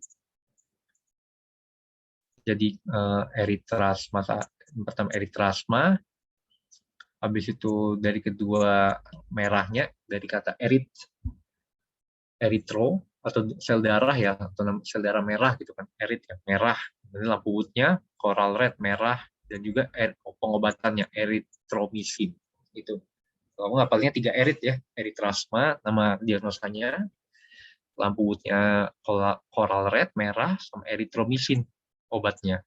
4 kali 250 mg, 7-14 hari. Nah, ini tata laksana umum ya, pioderma ya. Selain dari eritrasma, pertama kita kasih dulu topikalnya. Nah, sebelum ke sistemik ya, tapi harus harus tahu dulu nih topikalnya. Kalau misalkan dia banyak pus dan juga bilang nggak ada pus atau krusta nih, jadi kasih kompres dulu. Kalau misalnya dia banyak pus, dikompres dulu. Karena kalau dia misalnya kita kasih langsung salep lagi, pusnya banyak, sia-sia obatnya, sayang obatnya. Jadi dikasih PEG permanganat kalium dulu 1:5.000, asam salisilat, rifanol, poviodin 1%. Itu contoh-contohnya seperti itu. Baru kalau dia nggak tertutup pus, baru kasih salep atau krim asam fusidat, mupirosin 2%, asam putih 2%. Itu contohnya. Nah, sebenarnya sih boleh topikal aja ya. Tapi kadang kita perlu kasih sistemik apabila jika ada selulitis nih. Misalkan ada selulitis ataupun demam, misalnya dia ada gejala-gejala infeksi sekunder ataupun lesi-lesi yang ada pusnya gitu. Nah, ini pertama kasih kloxacillin terlebih dahulu. Baru kedua amoxicillin dan asam clavulanat. Ya, baru kedua cefalexin atau cefadroxil gitu. Ini pokoknya mau dia impetigo, mau dia selulitis, phlegmon, atau polikulitis, kurunkan karbunkel, hidradenitis, supuratif, kecuali pada eritrasma ya. Eritrasma dia harus sendiri, eritromisin 4 kali 250, 7 hari. Itu kasih aja ini, karena ini tata laksananya umum. Gitu. Lini pertama ini, lini kedua ini, lini ketiga ini, lini keempat ini. Gitu. Dan ada paling penanganan khusus ya, sisi drainase kalau karbunkelnya jadi abses, elevasi tungkai, ini non farmakologi pada erisipela, selulitis, dan phlegmon. Pada 3 saudara ini kita elevasi tungkai dulu. Tuh. Lalu habis itu next, nah ini soal nomor 7 ya. Nah, kita lanjutkan soal nomor 7 ya. Semoga jelas ya tentang erythroderma. Ini tata laksana ya. Tata laksana. Oke. Tuan K, 22 tahun, ke klinik, ada keluhan bintil berair cairan. Beberapa dirasakan pecah dan membentuk luka kecil. Pasien mengatakan udah pernah hal serupa, pernah kena, ternyata dia habis itu sembuh, habis minum obat. Berarti dia pernah sembuh, habis itu kambuh lagi. Pasien aktif, seksual, dan suka bergonta-ganti pasangan. Satu vokalisnya ada vesikel grombol dengan krusta. Oke, ini tata laksananya apa nih ya? Tuh. Oke, yang pertama A, asiklovir 5 kali 205 hari, ya, kita simpan dulu. Yang B, asiklovir 5 kali 227 hari, ya juga bisa sih. Beda hari ya, pensilin G benzatin 2,4 juta IM, kayaknya sih enggak ya. Habis itu toxicillin juga enggak, cefixime juga enggak, dosis tunggal. Oke, ini batch Februari 2021 kemarin nih. Kan berarti antara A atau B ya. Jadi jawabannya yang A ya, lebih ke A ya. Karena dia adalah, kita lihat, nah, ya jelas ini, dia aktif sesuai pasangannya, terus dia ada vesikel ya, vesikel grombol, ada krusta dengan bintil cairan di alat kelamin. Gitu, ini herpes simplex ya. Jadi herpes genitalis ya. Kalau dia kan ada 2 tuh, tipe 1 dan tipe 2. Kalau tipe 1 dia yang yang herpes labialis, herpes tipe 2 yang herpes genitalis. Tuh. Nah, nanti dia ada faktor resikonya ya kalau pada herpes genitalis, dia individu aktif secara sensual dan imunodefisiensi. Gejala klinisnya ya sesuai pada tempatnya ya. Biasanya pada anak, kalau ini perioral, yang pada herpes labialis dan herpes simplex tipe 2, dia pada orang dewasa ya, karena ada individu aktif aktif secara seksual ya, gitu, disertai gejala sistemik demam, malaise, mialgia, dan nyeri kepala. Coba kita balik dulu ke soal ya. Jadi misalkan nih pasien mengalami serupa, ini soalnya ya boleh lah.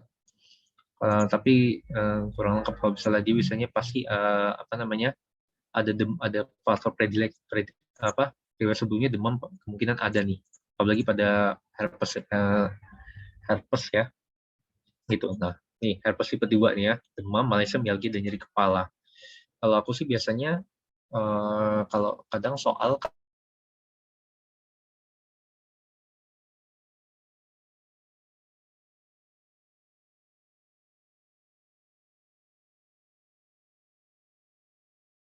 baru ada lesi kulitnya. Beda kalau pada bakteri. Kalau pada bakteri dia ada lesinya nih. Lesinya sudah ada, tapi kan karena dia kalau misalnya ada lesi sekunder lagi baru muncul gejala-gejala sistemiknya gitu. Kalau aku ngapalnya gitu, biasanya kalau infeksi virus paling sering dia pasti ada gejala prodromal dulu kayak demam, mialgia, nyeri kepala gitu. Baru ada muncul lesinya kalau pada kulit ya. Sedangkan kalau pada bakteri biasanya dia muncul dulu lesinya, habis itu baru gejala-gejala sistemik baru muncul. Karena kan infeksi yang nggak tertangani, dia baru akan muncul gejala-gejala sistemik gitu. Nah ini infeksinya ada yang primer, ada laten, dan rekuren ya. Biasanya yang dia cukup tahu yang rekuren biasanya lebih ringan dibanding primer. Gitu. Kalau yang pertama pasti lebih berat ya. Nah, ini dia ya. Jadi ada DDD-nya nih, ada kankre, ada kankroid, sama herpes simplex 2. Gitu. Jadi ini kalau dia ulcus durum, ulcus durum ini karena ini ini yang ini multinuclear cell yang ini biasanya. Oh iya, kalau misalkan virus, kalau misal pada herpes tuh biasanya langsung tembak aja sih pemeriksaan penunjang Zang test ya. Tapi biasanya nggak spesifik. Kalau yang spesifik kan baru kita cek dengan PCR.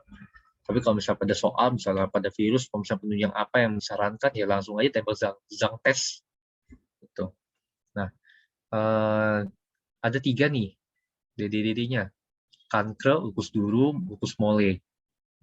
Nah, dari nama-namanya nih, kalau kalian pernah dengar nih anatominya nih, ada palatum mole, ada palatum durum ya. Itu kalau palatum durum kan dia bagian palatum yang durum ini kan berarti yang bagian bersihnya, atau palatum molenya nih. Palatum durum dia tidak nyeri, bersih, batas tegas. Kalau ngapalnya sih ulcus mole ini biasanya dia ngambil yang jelek-jeleknya ya. Kalau yang benar dengar jelek-jeleknya nih, dia nyeri, ada dasarnya kotor, batasnya nggak tegas. Nah, kalau yang kankre, yang ulcus durum ini, dia biasanya tidak nyeri, bersih, batas tegas ya. Nah, oh iya, kalau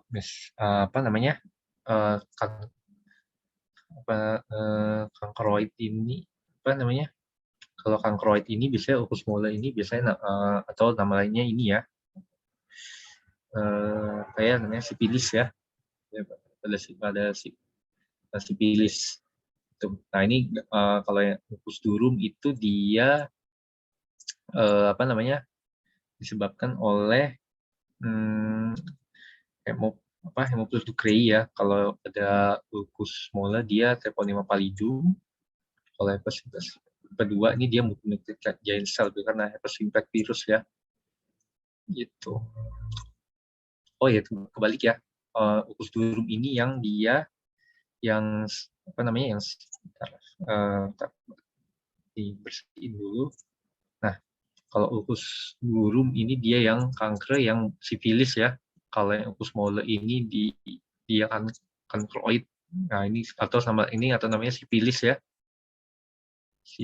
Sifilis. Nggak jelas lagi. Nah, atau kanker sifilis ya. Biasanya pada sifilis grade 1 ya, di derajat 1 tuh. Misalnya pada Treponema pallidum, pada Haemophilus ducreyi. Tuh. Nah, ini misalnya pada ukus mole ya. Nah, ini dia batasnya nggak tegas sih jelas tuh. Apa namanya? Dan dia bergaung gitu. Kalau dibukanya dia akan lesinya akan kotor di dalam. Sedangkan kalau misalkan pada ukus durum dia nggak nyeri, dia soliter begini biasanya, dan batasnya soliter. Next, nah ini ada lagi nih, info granuloma venerum. Nah kalau ini etiologinya karena Chlamydia trachomatis ya, seropar L1, L2, L3. Gitu. Nah ini ada tanda group sign. Group sign, jadi kayak apa namanya, kayak tingkatan gitu nih. Ini kan ada celahnya sedikit, jadi dia kayak tangga gitu loh, groove. Gitu. Jadi dia biasanya apa namanya limfadenopati, dia pasti gejalanya nyeri sih. Ya benar, pustulnya tidak nyeri, cepat sembuh. Yang pertama, lalu yang kedua dia muncul dari tahap pertama, berbubul terus namanya group sign pada pria, gitu. Nah tata laksananya kalau pada LGV itu dia kasih dosis siklin 2x100, eritromisin sama tetrasiklin. Ini diingat urutannya ya. Jadi ini yang pertama drug of choice-nya DOC-nya, baru yang kedua eritro, baru ketiga tetrasiklin. Biasanya ini apa namanya singkatannya kalau pada LGV doer tetra ya, do r tetra gitu. Doxycycline 2x100. Oh iya, kalau doxycycline pasti paling sering ini segini nih, 2x100. Paling nanti kita lihat bedanya di hari-harinya ya. Misalnya kalau pada apa namanya gonore biasanya dia lebih lama gitu. Kalau pada LGV dia 14 hari. Nah, sedangkan eritromisin juga sama nih. Eritromisin itu segini nih biasanya, 4 kali 500, kecuali pada tadi eritrasma ya, 4 kali 250. Nah, ambil tetraxin 4 kali 500. Next. Nah, ini tata laksananya ya. Ini EGV tadi, doer tetra, doxycycline, eritromisin, sama tetrasiklin satunya. Habis itu pada herpes genitalis, nah ini bedanya nih. Kalau pada herpes genitalis kan ini 5 kali 200, 3 kali 400, apa namanya, sama valsiclovir 2 kali 500. Kalau cara ngapalnya sih, asifalak ya, asifalak nama singkatannya ya, asifalak. Jadi dan juga dengan ada angka juga, angka khasnya 7. 5 kali 200 ini ibaratnya angkanya 5 tambah 2, 3 tambah 4. 5 tambah 2. Hasilnya kan 7. Nih. Jadi gampangnya gitu. Jadi 7 itu 5 kali 2 atau 3 kali 4 atau 2 kali 5 selama 7 hari ya. Ini pada lesi episode pertama 7 hari ini. Sedangkan kalau pada rekuren dia biasanya kan lebih ringan tuh. Sama aja obatnya sebenarnya 5 kali 200, 3 kali 400, 2 kali 500, cuma bedanya di 5 hari. Ya, jadi apa? Disingkat ya. Jadi 5 hari. Nah, kalau sifilis stadium 1-2 yang tadi ukus durum ya.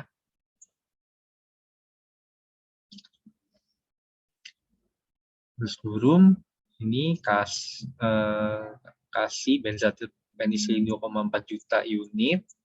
Habis itu dikasih penicillin procaine ini apa dalam objek pertamanya benzatin penisilin dulu ya 2,4 juta ya, baru yang kedua ini, lalu yang ketiga ini.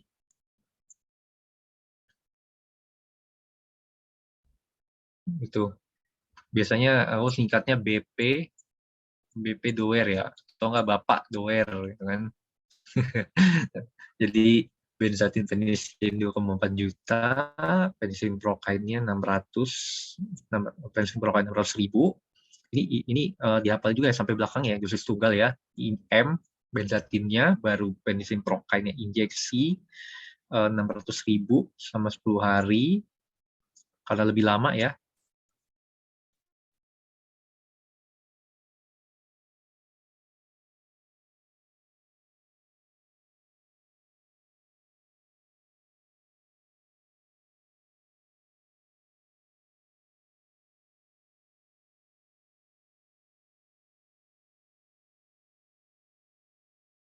Gitu ya.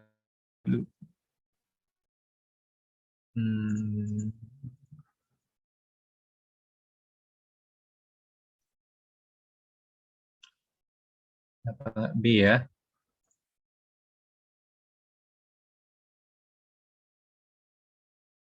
dapat B karena kan dia 5 kali 200 7 hari, karena di sini soalnya kan dia apa namanya, mana sih di sini, pernah pasien udah pernah mengalami sebelumnya gitu. Jadi dia apa namanya, sudah pernah dan sembuh. Jadi kita nggak kasih apa namanya, nggak kasih dia 7 hari lagi. 7 hari ini pada saat dia pertama kali. Gitu. Nih mana ya tadi? Nah, tuh, ini kan herpes genitalis recurrens tadi kan.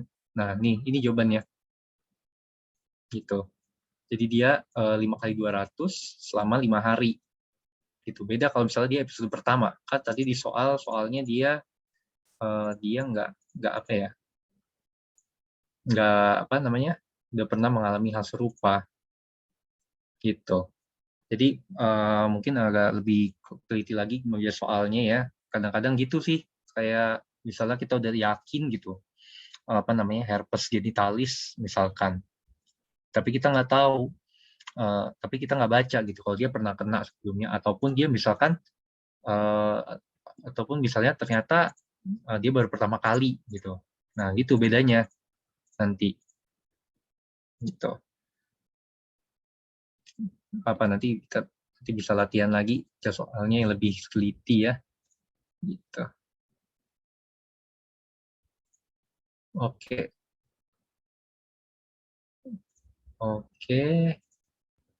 Habis itu kankroid ya, yang kankroid itu tadi karena hemofilus, oh iya tadi belum jelasin, kankroid itu karena oleh school of fish ya, hemofilus ducreyi ini, fokus mola ini. Jadi jadi yang ini nih. Nah, itu kan dia akan bentuknya kayak ikan-ikan gitu nanti gambarnya. Nanti dia akan seperti apa namanya, barisan ikan-ikan di laut gitu ya. Ya school of fish gitu. Nanti dia akan apa namanya, membentuk lesi-lesi seperti itu, dan itu namanya, itu gambaran dari Hemopilus ducreyi nanti gitu. Jadi dia akan membentuk gambaran school of fish, di mana karena dia gambaran school of fish kan di laut, jadi untuk ngapalin obatnya, ingat aja nih mnemoniknya adalah SEAS, SEAS, lautan ya. Ciprofloxacin, erythromycin, azitromisin, sama ceftriaxone gitu. Kali 2 kali 500 atau 4 kali 500 ataupun 1 gram. Azitromisin 1 gram, baru ceftriaxone 250 mg. Injeksi IM dosis tunggal. Ini yang mana? Yang ini per oral ya, Cipronya ya. 3 hari, atau erythromycin 7 hari. Atau azitro 1 gram. Gitu. Oke, lanjut ke soal nomor 8 ya. Tata laksana yang ditanya, kasus. Nah, ini dah lampu wood, coral red. Nah, jelas banget nih. Nggak, tuh, makanya enaknya kalau misalkan kita baca soalnya langsung, atau deketan gini kan langsung bisa aja jawab. Mudah, B kan jawabannya. Tuh, udah ada yang jawab juga tuh B. Ya. Jadi kita nggak usah baca lagi nih, apa namanya, soalnya nih. Udah ini ya. Nah, ini ya, 55 tahun, cak kemerahan dilipat ke tiap payudara tadi, gatal, ada makula eritem, dan lambut coral red ya. Jawaban kasus tata laksananya eritromisin. Oke, ini udah dijelasin tadi ya. Karena Conibacterium initisimum, ada faktor risikonya ini. Terus nah ini nih lampu woodnya tadi ya, diterangkan di lapangan gelap, dia akan lampu wood coral red. Tata laksananya ini prinsipnya juga termasuk dari topikal dulu ya. Topikal kalau misalkan dia hasilnya sedikit, tapi kalau sistemiknya 4 kali 250 mg, 2-3 minggu, atau klaritro 1 gram. Edukasinya sama tadi, panas, menjaga kebersihan badan, menjaga kulit kering, kalau ada DM, kontrol gula darah ya. Nah ini jawaban lainnya ya. Tokonazol, lipas jamur kan, tindamisin untuk lesi lokal sedikit, betametason pada dermatitis ya, ini kortikosteroid soalnya, asam fusidat ya pada bioderma. Oke, ini soal nomor 9 ya. Apakah diagnosis paling mungkin pada pasien? Ini diagnosa ya. Oke, yang batasnya tidak tegas, eritrasma atau erisipela. Oke, sebenarnya ada yang bertanya ya. Kita lihat lagi gambarnya. Nah, sebenarnya kalau tadi sih nyanyinya eritrasma atau erisipela ya.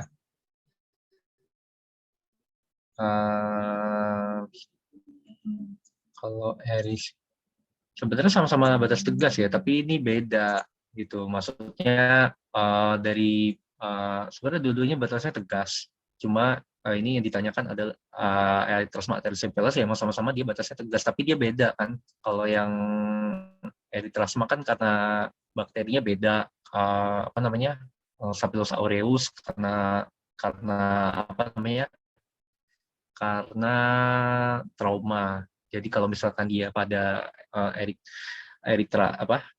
erisipelas tapi kalau misalnya bandingin erisipelas sama selulitis mana yang batasnya nggak tegas ya yang selulitis. Jadi kalau misalnya bandingin eritrasma erisipelas sebenarnya dia sama-sama tegas. Cuma emang gambarnya beda ya karena dari apa namanya, kalau yang eritrasma kan nggak kelihatan, erisipelas kan dia apa namanya, erisipelas nggak kelihatan kalau pakai lampu wood.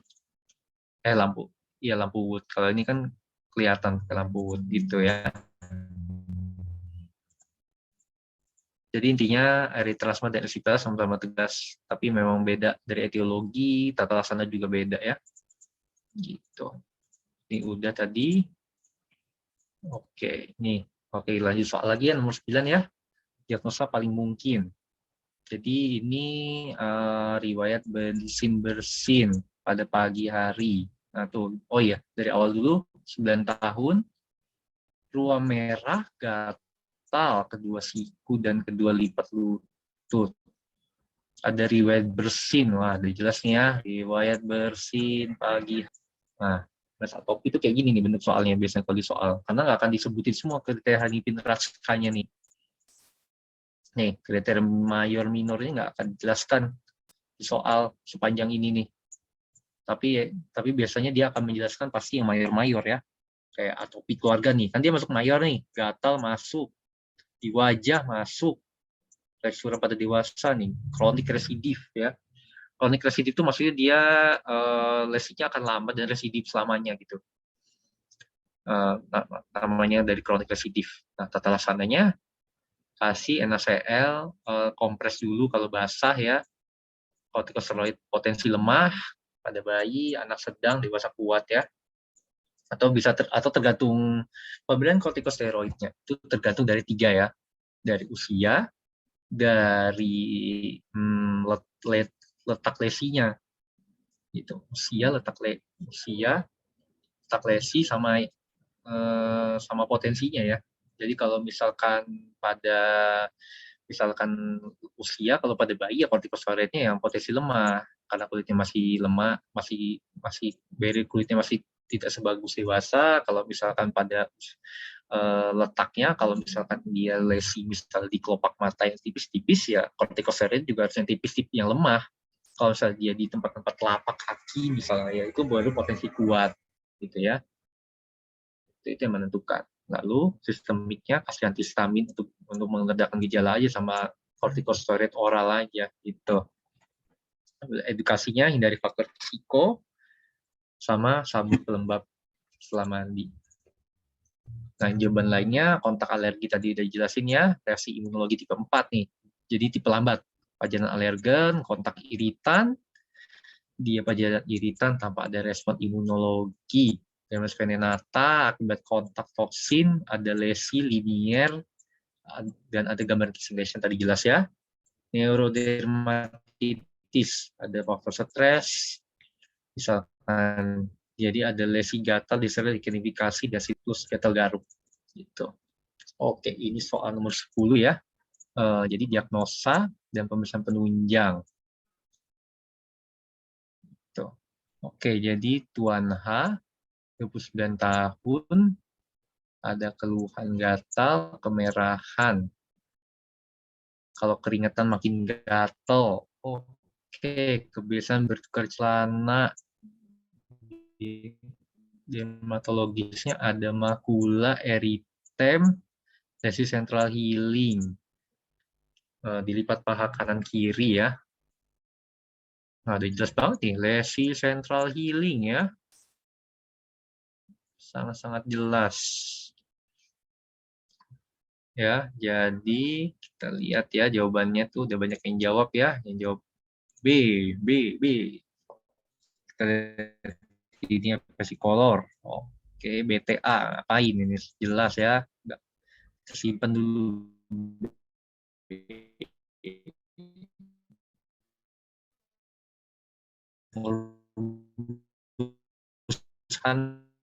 Hansen. Bus Hansen, Vigo, kalau negatif juga enggak. Kita lihat jawabannya apa benar. B. Ya, sip. Pada bisa ya. Jadi, apa namanya, ada gatal merah, paha, keringetan makin gatal, ganggu aktivitas. Habis itu, tukar celana, faktor sih bertukar celana, ya, itu bisa jamu meningkatkan insidensinya ya. Tema resist central healing, itu jelas banget ya central healingnya ya. Indikasi nah ini saat ini maksudnya ini ya pemeriksaan penunjangnya ya.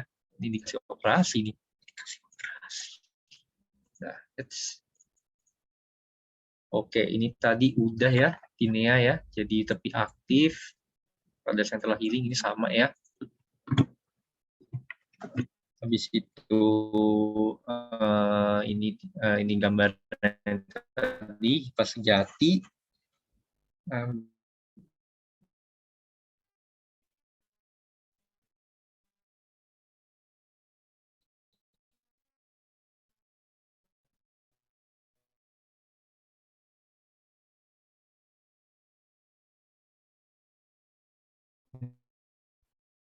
Saya kembalikan lagi ke moderator, boleh? Oh ya, sebelumnya kalau memang ada yang mau ditanya, boleh silakan. Oke, terima kasih Dokter Adin untuk penjelasannya. 10 soal tadi mantap banget ya, materinya benar-benar luas tapi sesuai dengan SNPPDI 2019 dan silabus UKM PPD 2022. Oke, teman-teman di sini ada yang ingin tanyakan. Kalau ada yang ingin bertanya bisa silahkan di chat aja.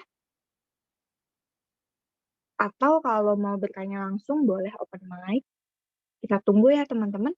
Sambil kita nunggu teman-teman yang mau mengajukan pertanyaan, mungkin lagi ngetik di kolom chat. Ini aku mau memperkenalkan juga beberapa program ya yang Aortamed punya nih untuk membantu teman-teman dalam mempersiapkan UKM PPD-nya. Jadi kami di Aortamed itu memiliki 3 jenis kelas ya teman-teman. Yang pertama itu ada kelas materi, di kelas materi ini teman-teman nanti akan mendapatkan modul dan teman-teman juga nanti akan mendapatkan bisa konsultasi dengan pengajar seperti salah satunya Dr. Adin ini. Di kelas materi ini terdiri dari 16 kali pertemuan, tiap pertemuannya itu selama 4 jam. Dan ini lagi ada diskon khusus teman-teman, jadi dari 1.750.000 bisa diskon jadi 2.500.000. Lalu yang kedua yang kita punya adalah kelas OSCE. Kelas OSCE ini kelas paling favoritnya, kenapa? Karena manekin yang kita punya lengkap.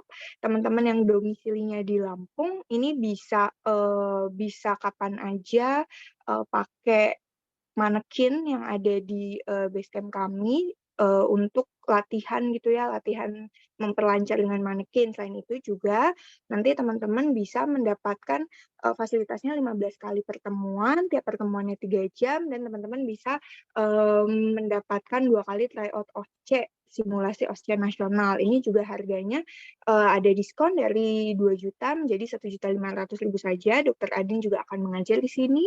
Lalu yang ketiga ada kelas soal. Di kelas soal ini nanti teman-teman akan mendapatkan 10 modul. Jadi total teman-teman bisa ngerjain sampai 1.000 soal nih dalam 15 kali pertemuan, per pertemuannya 3 jam. Dan khusus di kelas soal ini, kalau teman-teman ambil kelas soal, teman-teman juga bisa mendapatkan benefit 2 kali ikut tryout OSCE ya, simulasi OSCE nasional.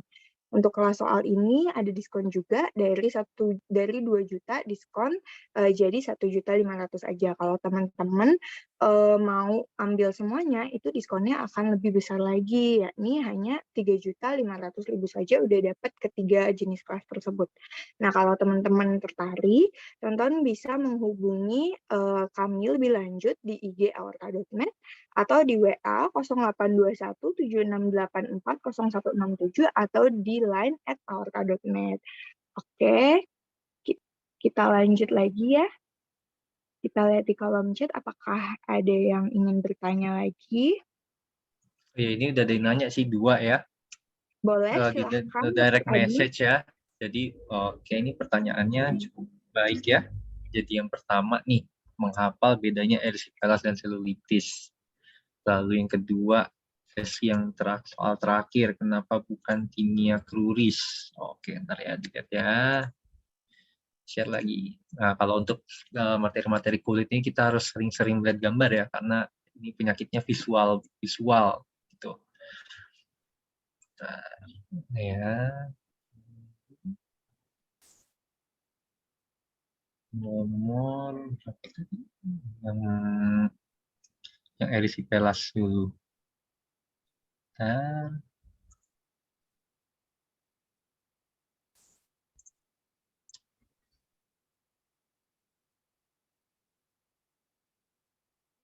Nah, ini ya tadi ya. Jadi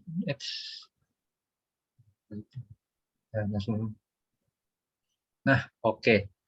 Bedain dari erysipelas selulitis ya. Sebenarnya sih kalau aku sih paling ngapalinnya dari gambar ya. Kalau kalian sebenarnya kalau memudahkannya adalah yang jelas adalah melihat gambar gitu.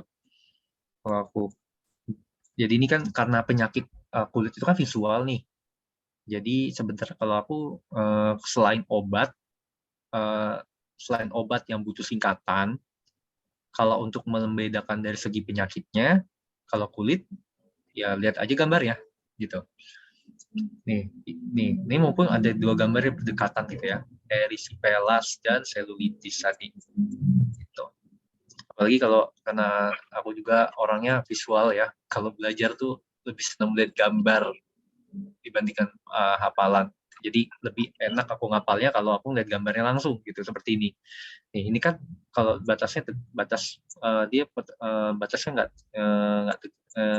tegas ya, jelas ya, kayak erysipelas. Jadi ini merah banget, ini bagian sininya nggak merah gitu. Dan batas tegas itu, tegas dan tidak tegas adalah maksudnya kita masih bisa membedakan mana yang kulit sehat, mana yang kulit yang lagi sakit gitu. Nah, seperti ini. Nah, sedangkan yang selulitis tadi nih dia batasnya nggak tegas ya. Jadi kayak nih, kita nggak sulit banget ngebedain mana yang apa namanya, yang sakit, mana yang sehatnya dari kulitnya itu. Jadi, sulit sih mana, apa di ujung sini terakhirnya, apa di sini, apa sini gitu kan, kita nggak tahu karena merahnya tuh. Nah, tuh jadi, gini, kalau, aku gambar ya coba ya. Nah, sebenarnya sih kalau dari, apa namanya, definisi kalau dari erysipelas, dia masih nyampe ke, apa ya, dermis atau epidermis gitu. Jadi ini kan kulit paling paling atas gitu. Kalau erysipelas karena dia lesinya makan di sini kan merah-merah, jadi dia langsung kelihatan merah gini. Lesinya langsung, makanya jelas gambarnya, batasnya tegas. Tapi kalau selulitis itu dia sudah sampai subkutis, ya, artinya dia di bawah sini lah ibaratnya. Ini ibaratnya lapisan kulit gitu ya. Nah, merahnya di sini. Dia makanya batas tidak tegas itu karena merahnya ini ketika mulai terlihat di kulit, dia harus melewati dermis, epidermis, baru kelihatan merah sini. Makanya dia malah nggak tegas. Jadi pembedanya kalau dari segi klinis sih, sering aja lihat gambar erysipelas dan selulitis, batasnya sama, batas merahnya itu jelas sekali kelihatan, ada nggak tegas dan tidak tegas dan tegasnya gitu ya. Semoga bisa menjawab itu. Terus yang terakhir tadi kenapa bukan tinea cruris ya? Coba nomor yang terakhir ya.